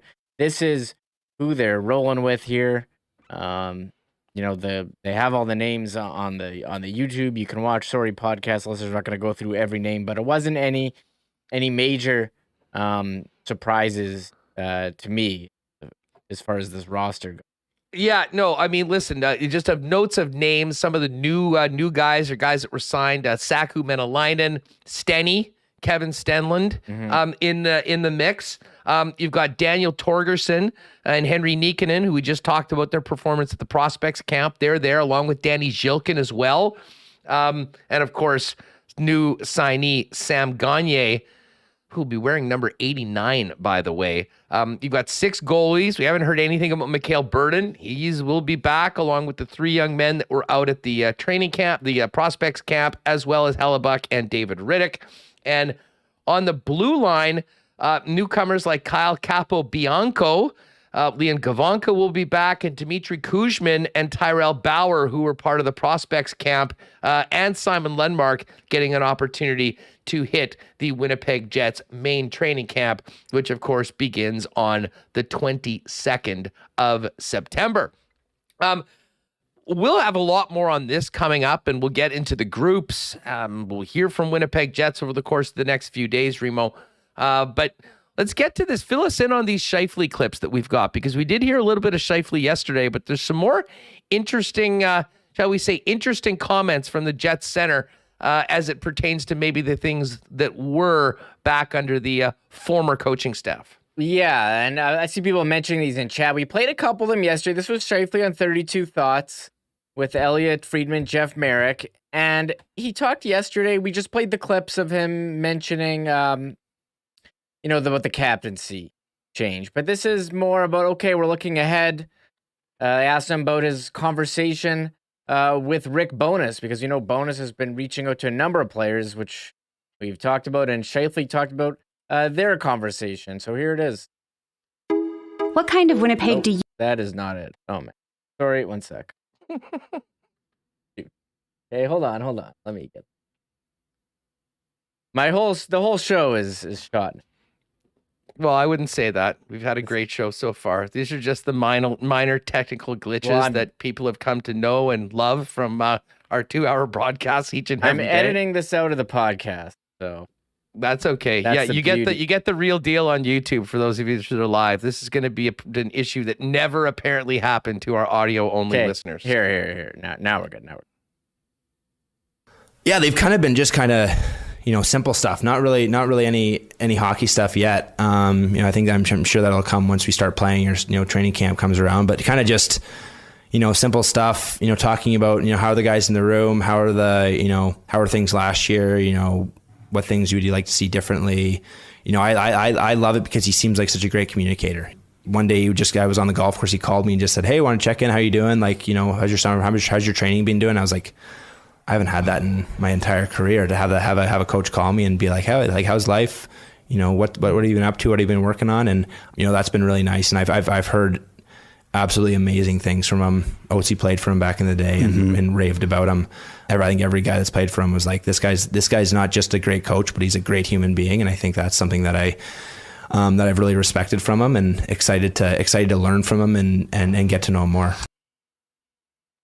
Well, never had a coach. We talked about that yesterday. Yeah. I mean, if anyone thought that, I guess maybe what we believed about Maurice, and particularly Mark Scheifele, wasn't exactly as it was maybe cracked up to be. Either that or things went sour, because I don't know how you can take that any other way than being excited about what's happening right now. But at the same time, I mean, he was pretty clearly pointing out that this is a very, very different way of managing personnel that he's experienced in his NHL career. Yeah, I know John Hodge is in the waiting room ready to come in, but we have one more clip. And, we kind of heard this from Andrew Kopp during the season, disagreeing with the Jets' systems. And Elliot asked, Scheifele Call with this lawn chairs comment with on the lawn PK. chair, with the lawn chairs PK comment. But Scheifele was asked by Elliot and Jeff just about, more on the conversations with Bonus and about the Jets dressing room. And this comment was really interesting from Scheifele. Well, that's the thing is I think that a lot of people thought, there was problems in our room when we actually have a really tight knit room. I know even talking to, guys that, either got traded or gone this year, and they're like, I felt like I could go to dinner with every single guy in this team, which, isn't always the case. We had a really tight knit team, and, I just don't think we knew what our direction was last year. Obviously we had a coach leave. We kind of systems wise weren't really sure exactly what was going on and what we were trying to accomplish and why we were trying to accomplish it. And it looked messy last year. There was times where, our team looked messy and disorganized and unsure about what we were doing. And I think everyone's looking forward to this fresh start of understanding, what our system is. Why are we doing this in the D zone? Why are we doing this in neutral zone? And when you understand that about your system, I feel like you get you learn about it more. You have a deeper appreciation for, why you're doing it. And then you're able to do it, at a better clip because you understand why you're doing it. So I think a lot of guys are excited for that fresh start in terms of structure and understanding what's expected from the coaches.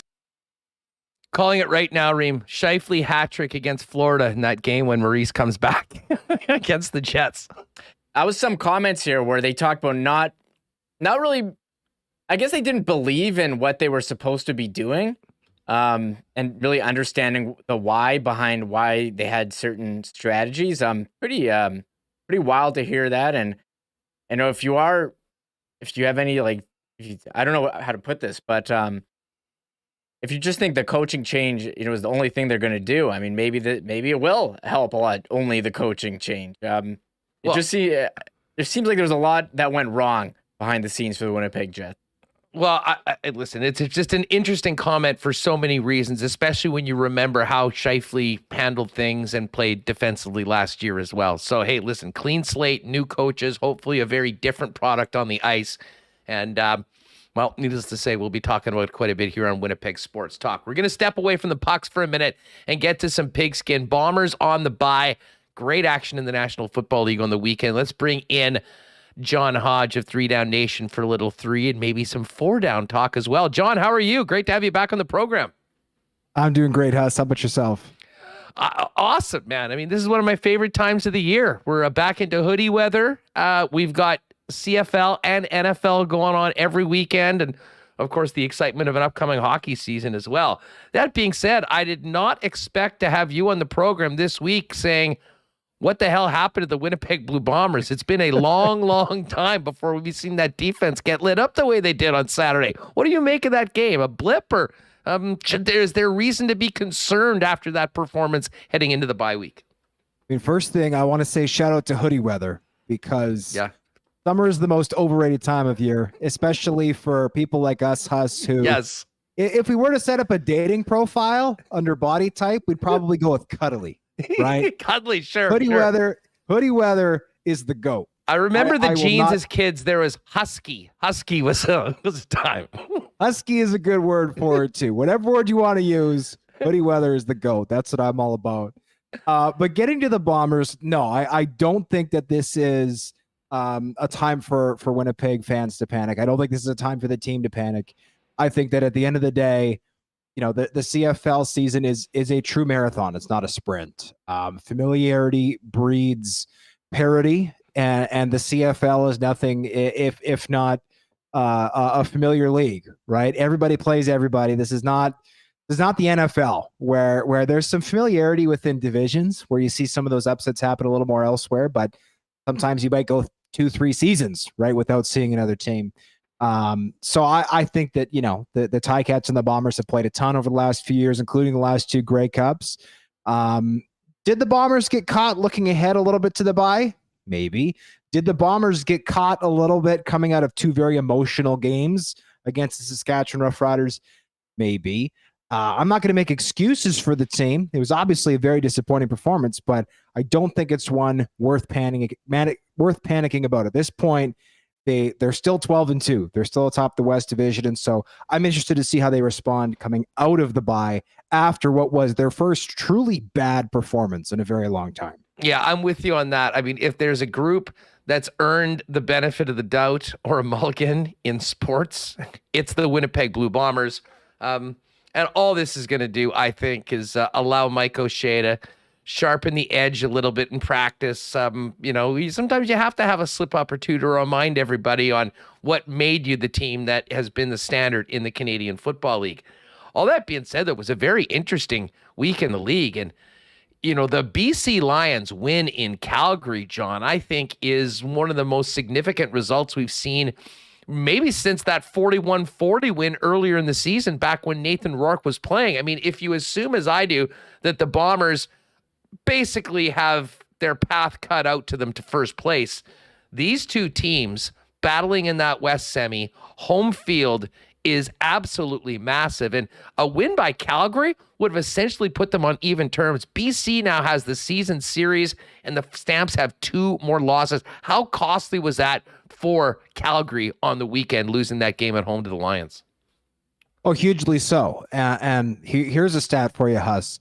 The Calgary Stampeders at 8-5 are currently 8-0 against teams at or below 500. They are currently 0-5 against teams above 500. Now, those 5 losses have come exclusively at the hands of the Blue Bombers and the Lions. They're 0-3 against Winnipeg. They're 0-2 now against BC. And to me, this was a really costly loss for the Calgary Stampeders. Not only did they have the opportunity to put their neck or put their foot on the neck of a rival, so to speak, but they also had the opportunity, as you pointed out with the season series, to draw even at 1-1 with the rubber match coming this Saturday at BC Place Stadium. So to lose that game and get outplayed, I mean, let's remember, Vernon Adams Jr., his first start ever as a member of the BC Lions. He'd only been with the organization for 2 weeks going into that game, and Adams has been nothing if not inconsistent. His brilliant flashes have been truly brilliant since entering this league.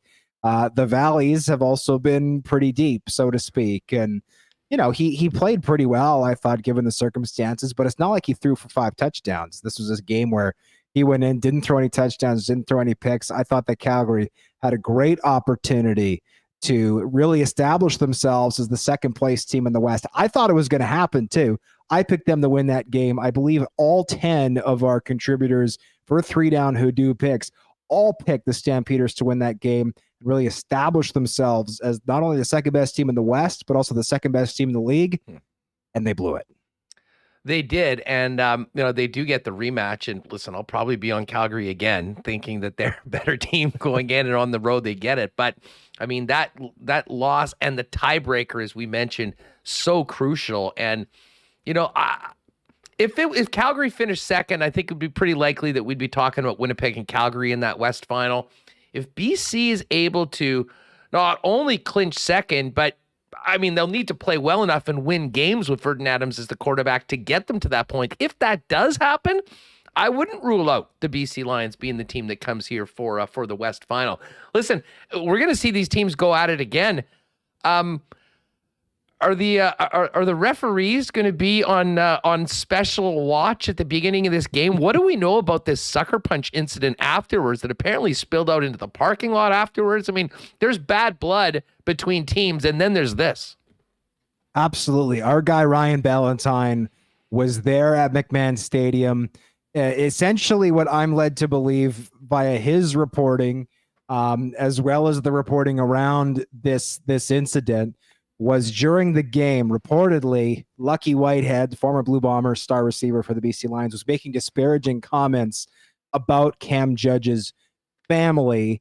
Tempers flared, and not during the game, but after the game on the field, Judge threw a punch at Lucky Whitehead, punched him in the face. There was some drama on Twitter surrounding what constitutes a sucker punch versus what merely constitutes a punch. Personally, I don't think it matters. Punching someone in the face is an inappropriate thing to do. I don't think we have to worry about the little tiny infinite details around that.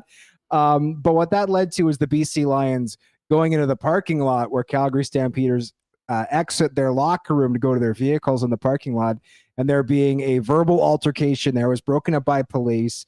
The league announced today that Cameron Judge has been suspended for this upcoming game, which is a little bit unfortunate when you think about it. Could add some juice to that game. I'm not suggesting that Judge doesn't deserve to get suspended, but Lucky Whitehead tweeted following the punch that he wished that Cam Judge would make the trip to BC the next week. So I'm sure Lucky Whitehead is happy that some discipline happened, but then again, maybe he's not, because it seems like he wanted another piece of Cameron Judge this week. Well, I think we can pretty much count on a fourth meeting between these teams in November, so maybe it'll simmer for that long. And Absolutely. Watch the handshake line at the end of the playoff game, guys, if we do it like that. John Hodge from 3 Down is with us here on Winnipeg Sports Talk. Man, dud primetime games in the NFL this week, but we had some bananas comebacks on Sunday. Dolphins, Jets, Cardinals, all pulling complete Houdini acts.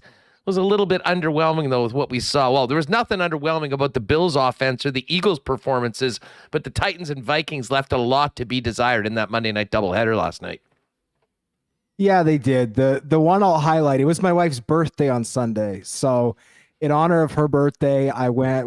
First of all, I didn't have any NFL on live, but then I went to pick up dinner, and the restaurant just by our place here in Crescentwood, where I went to pick up dinner, had the Raiders Cardinals game on, and I'd stopped checking the score when I think it was 27 or late in the game. The Raiders had a huge lead, and that was where I saw, while picking up dinner, that was where I saw the fateful fumble recovery and massive return by the Cardinals in that game in overtime. Broke my heart as a Raiders fan. That being said, I mean, I think the biggest shock was the New York Jets beating the Cleveland Browns. I mean, all Nick Chubb had to do in that game was take a knee, right? We've seen that happen before, where running backs will kneel instead of going into the end zone, because it's better to maintain possession of the ball and kneel at the clock than it is to score and potentially give it up. And I know, I've seen statistics saying that, at that point of the game, it's something like a 99.99% victory for the team that's leading by 2 touchdowns. But guess what? I'm betting next time in that same situation, Nick Chubb is going to be taking a knee instead of going into the end zone. Joe Flacco channeling the elite Flacco of the Super Bowl run. It was fun. And, the Jets have a lot of really exciting young players. I think most power polls, if you look right now, have the Buffalo Bills as the number 1 team at this point. And listen, I think there's so much talent in the AFC. There's going to be a lot to be determined. There's 15 games left. Injuries can happen. But there's no doubt the Bills came into this season as the Super Bowl favorite, and they've made a pretty emphatic statement why that was correct through the first 2 games of the year. The Tennessee Titans completely tapped out last night in a game that they really needed to have now at 0-2, setting up maybe a loser leaves town match with your Raiders next week with 2 0-2 clubs that can't afford to go 0-3. Yeah, I can't think of a team that in any league, in any year, entered the season with as much hype as the Bills did this year and lived up to it in every respect of the word. Like the Bills, historically, right, not a tremendously successful franchise, a franchise that is famous for losing 4 consecutive Super Bowls and then stinking for the better part of the next 2 decades, had unbelievable levels of hype coming into this season, and somehow they managed to surpass that level of hype. They decimated the Rams in that season opener, and then they were even better this past week. I mean, Josh Allen looks like he's playing Madden on easy mode right now, playing against these legitimate NFL defenses, right? The Rams defense, very good defense. The Titans defense is solid, very respectable team. He's made them look horrible through 2 weeks. Granted, he's got a ton of weapons at his disposal, but the only concern I'd have if I was a Bills fan was, can they maintain this unbelievable level that they're at? Because right now it is the Buffalo Bills and then everybody else when it comes to the Super Bowl race. I'm still sticking with my pick of the Chargers. I still think the Chargers are going to pull it out.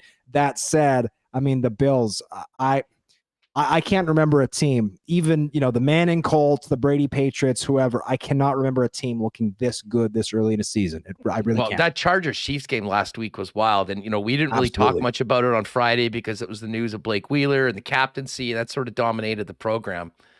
But the love for Herbert is amazing in that people don't want to give Mahomes. Listen, Mahomes did get lucky on that one. I mean, that should have been a pick. And if it is a pick at 17-7, we're probably having a different conversation.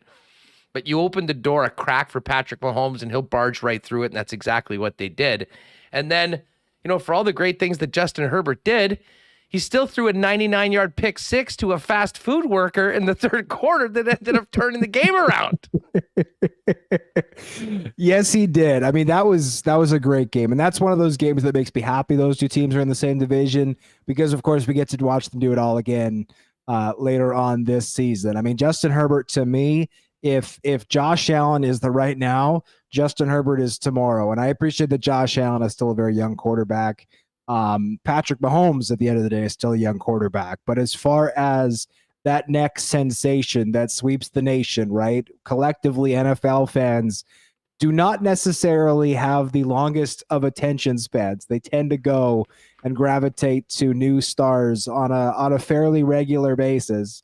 If Patrick Mahomes is already, a little bit past being a flavor of the month, Josh Allen is the flavor of today. I think Justin Herbert is next. I mean, I think he's very underrated as a runner.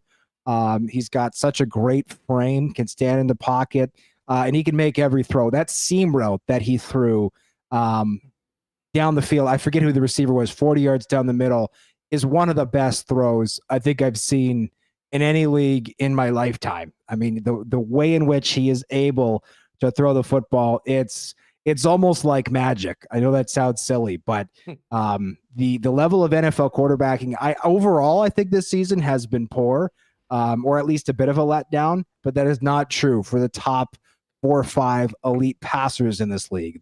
Speaking of the elite passers, everyone's in the chat questioning my statement of Joe Flacco returning to his elite ways. Yes, Joe Flacco was elite at one point. Super Bowl champion quarterback. And if you recall, put together maybe the greatest postseason ever, 11 touchdowns, 0 picks, won the championship. So at that point he was. Now, well, all I know, Remis just threw it up on the screen. Here are your top 3 passers in the NFL right now. Number 3, Joe Flacco. Number 2, Carson Wentz. And number 1, and this had to be the story of the week, Tua in Miami. This Mike McDaniels, he got the tools. They got Tyreek Hill. They're finding a way to get Jalen Waddle and Tyreek Hill the football. And this offense is exploding right now. I've been a doubter of Tua for a long time. I'm still not entirely convinced once they go up against the top teams. But listen, they did that on the road against the Baltimore Ravens. Yes, that was a very impressive performance. I'm also not a big Tua Tagovailoa fan. That being said, I mean, he certainly made his critics eat their words in that contest. I mean, the Ravens had a massive lead. Obviously, the offense played a role in not closing out that game, but Mike McDaniel is a very hard coach not to cheer for. I mean, the way in which, he uses that dry sense of humor with the media. He's a relatively young guy as well. Part of the trend in the NFL, we're seeing a lot of young coaches in that league. He's part of the Kyle Shanahan coaching tree, another very young coach who's had a lot of success through a relatively short career coaching in the NFL. It's becoming hard not to cheer for this team. That said, I have no idea how up whatever it was, 24 points, the Ravens didn't just play 3 high and literally just do nothing but not let Tyreek Hill get behind them, because he got behind that secondary a number of times, which, when you're up by that amount, I just can't fathom. So yes, credit to Tua, credit to Tyreek. I have no idea what the Ravens were doing on defense late. All they had to do was not give up the big play to the best deep threat in the NFL, and that's what they did a number of times. John, this has been awesome. No Bombers this week, but 3 big games in the Canadian Football League and another full slate of NFL action. It should be great. Always appreciate you jumping on. Fill people in on what you guys have cooking at 3 Down, even with the Bombers on the bye this week. Oh, we got all kinds of great content. As always, we've got weekly picks against the spread and straight up. And tomorrow I got my insider talk column coming out. Always a favorite for people who want to know what people in and around the CFL are talking about. Appreciate you as always, my man. Thanks for doing this. Thanks, Huss. Anytime. Good stuff. There is John Hodge of 3 Down Nation. Make sure you're giving him a follow on Twitter. Great follow at John D. Hodge. All right. Big shout out to Nick and Nikki DQ.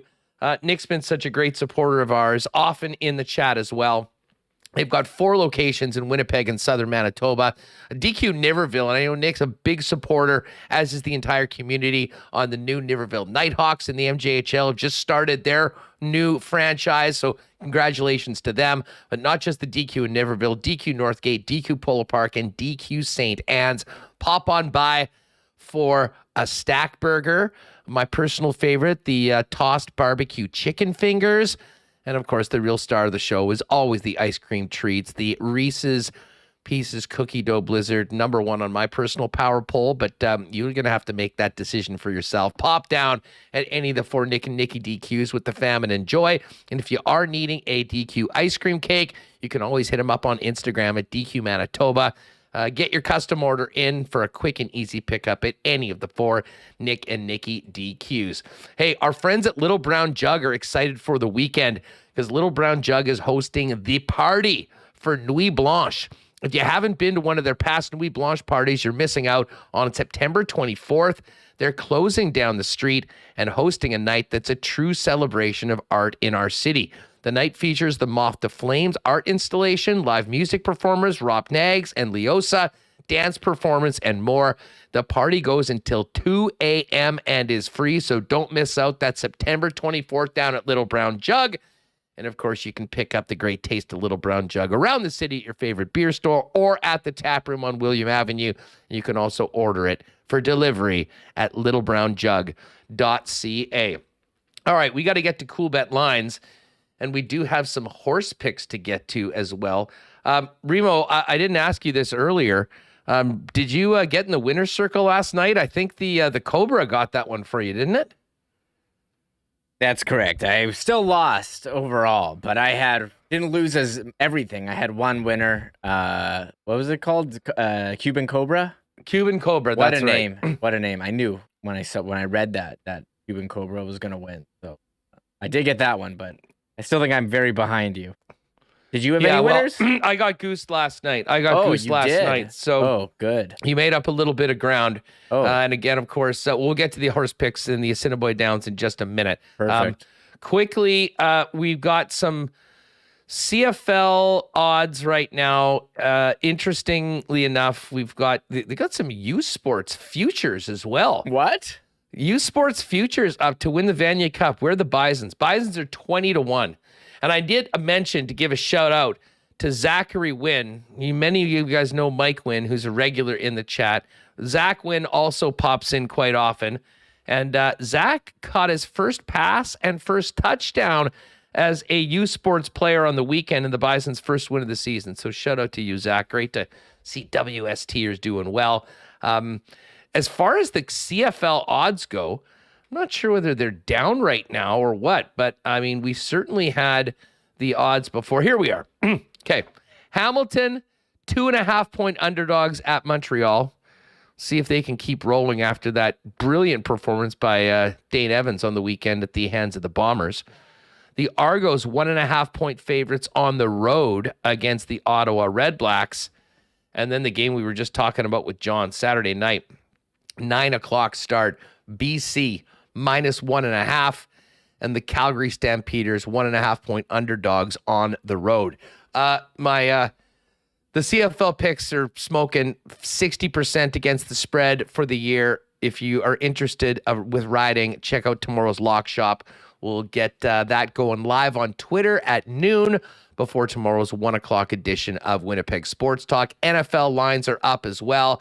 And we do also, we'll do a full show on this or a big segment on it, but the NHL props are out. We've got player goals, player points, assists, and whatnot. And Remo, you were asking earlier if the Avalanche are the favorites for the Stanley Cup. They certainly are. Plus 450 for the Avalanche. And the Lightning, Panthers, and Leafs next up at 11-1. Got to go a little ways down to find the Winnipeg Jets. 75-1 to win the Cup. Oh. And that actually is the longest number I can remember, at least since 2015, when the Jets made the playoffs for the first time. So people sleeping on the Jets. We'll see what they can do.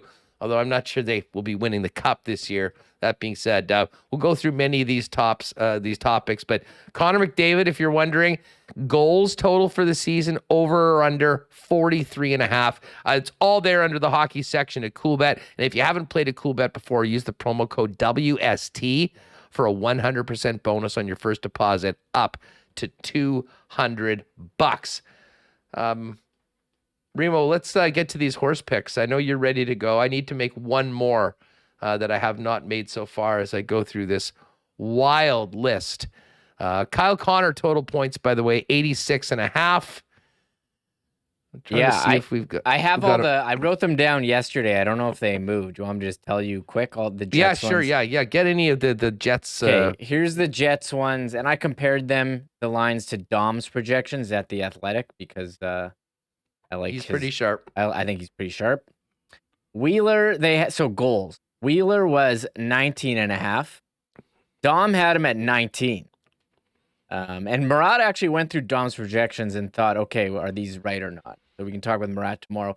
Scheifele, he had 29.5 goals. Dom had him at 31. I put that number out in the chat. Everyone thinks Scheifele is good for more than 29.5. Hopefully. Kyle Connor, Coolbet has 43.5. Dom had 44. So I mean, Dom might be setting these lines. Dom might be the odds maker for these picks. And yeah, as of yesterday, and this is still the line. They have Patrick Laine at 31.5. Dom has Laine at 33. And if he's healthy, playing with Johnny Gaudreau for a whole season, I think he gets closer to 40. Right? We'll have. Yeah, I mean, the old saying is this. I mean, if you just blindly bet every under, you'd probably make quite a bit of money because guys get hurt. Some things happen. I mean, these projections are all basically, made around a high potential season where the guys are playing the 82 games. That obviously does not happen all the time, but I'm sure those are built in as well. Anyways, we'll have some fun. We'll do a full pick show at some point on here, as well as Lock Shop before we drop. I mean, injuries comes into play too. Like Nikolai Ehlers was on pace to smash last year and got hurt. So, I mean, there is so much luck involved. I have the points ones written down too. Like. They got Wheeler 64.5. Dom has him for 60. Laine 66.5. Dom has him for 70. Scheifele, they have Coolbet has 76.5. Dom has 78. Connor Coolbet has 86.5. Dom has 88. So they're using like pretty similar projections here. I'm sure the Coolbet odds makers and what Dom has put out The Athletic. Did you see an Ehlers number? They didn't have Ehlers. You might have to call. You might have to call them. I will get an Ehlers number for us in the next couple days, and that'll be one that I think we can all sort of ride together. Yeah. Anyways, you can go check those out over at Coolbet. They're all up right now. Got some curling odds. NFL Week 3 lines are up. It is all there. Oh, and my pick of the day for the Lock Shop. It's out on the social medias. Blue Jays tonight, we're going with chicken strips. Ross Stripling over 4.5 strikeouts. He's had 4 in his last 2 games, but before that, 6, 6, and 8. And the Phillies have not been hitting the ball very well and just struck out 14 times in their last game against the Atlanta Braves. All right, Reem, let's get to the picks tonight for our friends at Assiniboia Downs. Still a few days left of live racing, gang, tomorrow as well as next week. And then that's it for the season. But take advantage of the amazing prime rib buffet. If you'd like to make a reservation in the dining room, give them a call, 885-3330. You can find out more information at asdowns.com.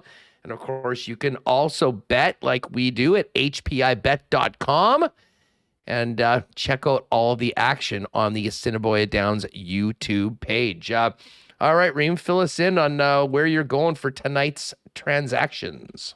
Okay, not a lot of bets for me today. There's 2 horses that I love, so I had to combo them. Race 3, I'm doing the chalk triactor box Witzgato, Hey Runaway, and Tough Enough to Start. And we'll see if that one pays off. And we got race 4. I'm putting $4 on Big Energy. Big. How do you not go for that horse, Huss? Big Energy. And this is my $10 Quinella. Just give me the cash ready. My 2 favorite horses, Shooting Money and Drizzy. So on the same Shooting Money and Drizzy on the same race. So I'm doing a Quinella, $10 Quinella. So hopefully they finish first or second. I don't care the order. But let's go. That's a bit of a chalk one too. Actually, they're both in the program. I had to laugh. I did that. I saw those two, and I did. I just did a $4 Quinella on that. And as I did it, I'm like, Remis is for sure on these two, just so you could go Shooting Money and I love Drizzy. I love when Kurt says Shooting Money. So hopefully, Shooting Money does come through, and Drizzy is second, or the other. I don't care. The other or any order. That's the beauty of a Quinella. They just have to finish first and second. You got it. All right, here are my picks. I'm going to go backwards, but in race number 6, we're going to go with Bro Code to win. Mm-hmm. Bro Code is horse number 1. We've got the Shooting Money Drizzy Quinella in race 5. Oh, you're on that? Yeah. Oh, good. Yeah, it's a winner right there. In race number 4, we're putting a toonie on Dot and Dash, a new horse, never raced before. We're looking for some beginner's luck. And then in race number 3, we've got a $5 wager on Witt's Gato. Had to get a Witt horse in today. And then the final pick, usually I save my Quinella or my Triactor for later on. But no, we're going in race number 2. $6 bet, the $1 Triactor wheel with That's a Lot of Bling, Lipstick Lady, and What Up Now, JT. So they're the picks tonight. We're coming down the stretch. I've got a bit of a lead, but I still would like to get a few wins here for Remo, and would love to get out there as well before the end of the year. All that being said, though, it has been an amazing year for Assiniboia Downs, and I'm looking forward to getting Darren down on the program maybe as we finish up, because there will be some big guaranteed payouts to go out before the end of the year. So special opportunities to get in on some bonus or jackpots that have been building throughout the year that must go. We'll tell you about that before the end of this live racing season. Remo, fun stuff tomorrow. I guess we can do a full training camp preview. You mentioned Murat coming on. I'm really looking forward to having Murat with all the stories coming out of Friday, as well as heading into training camp. And we're also going to be hooking up with JP Vijay.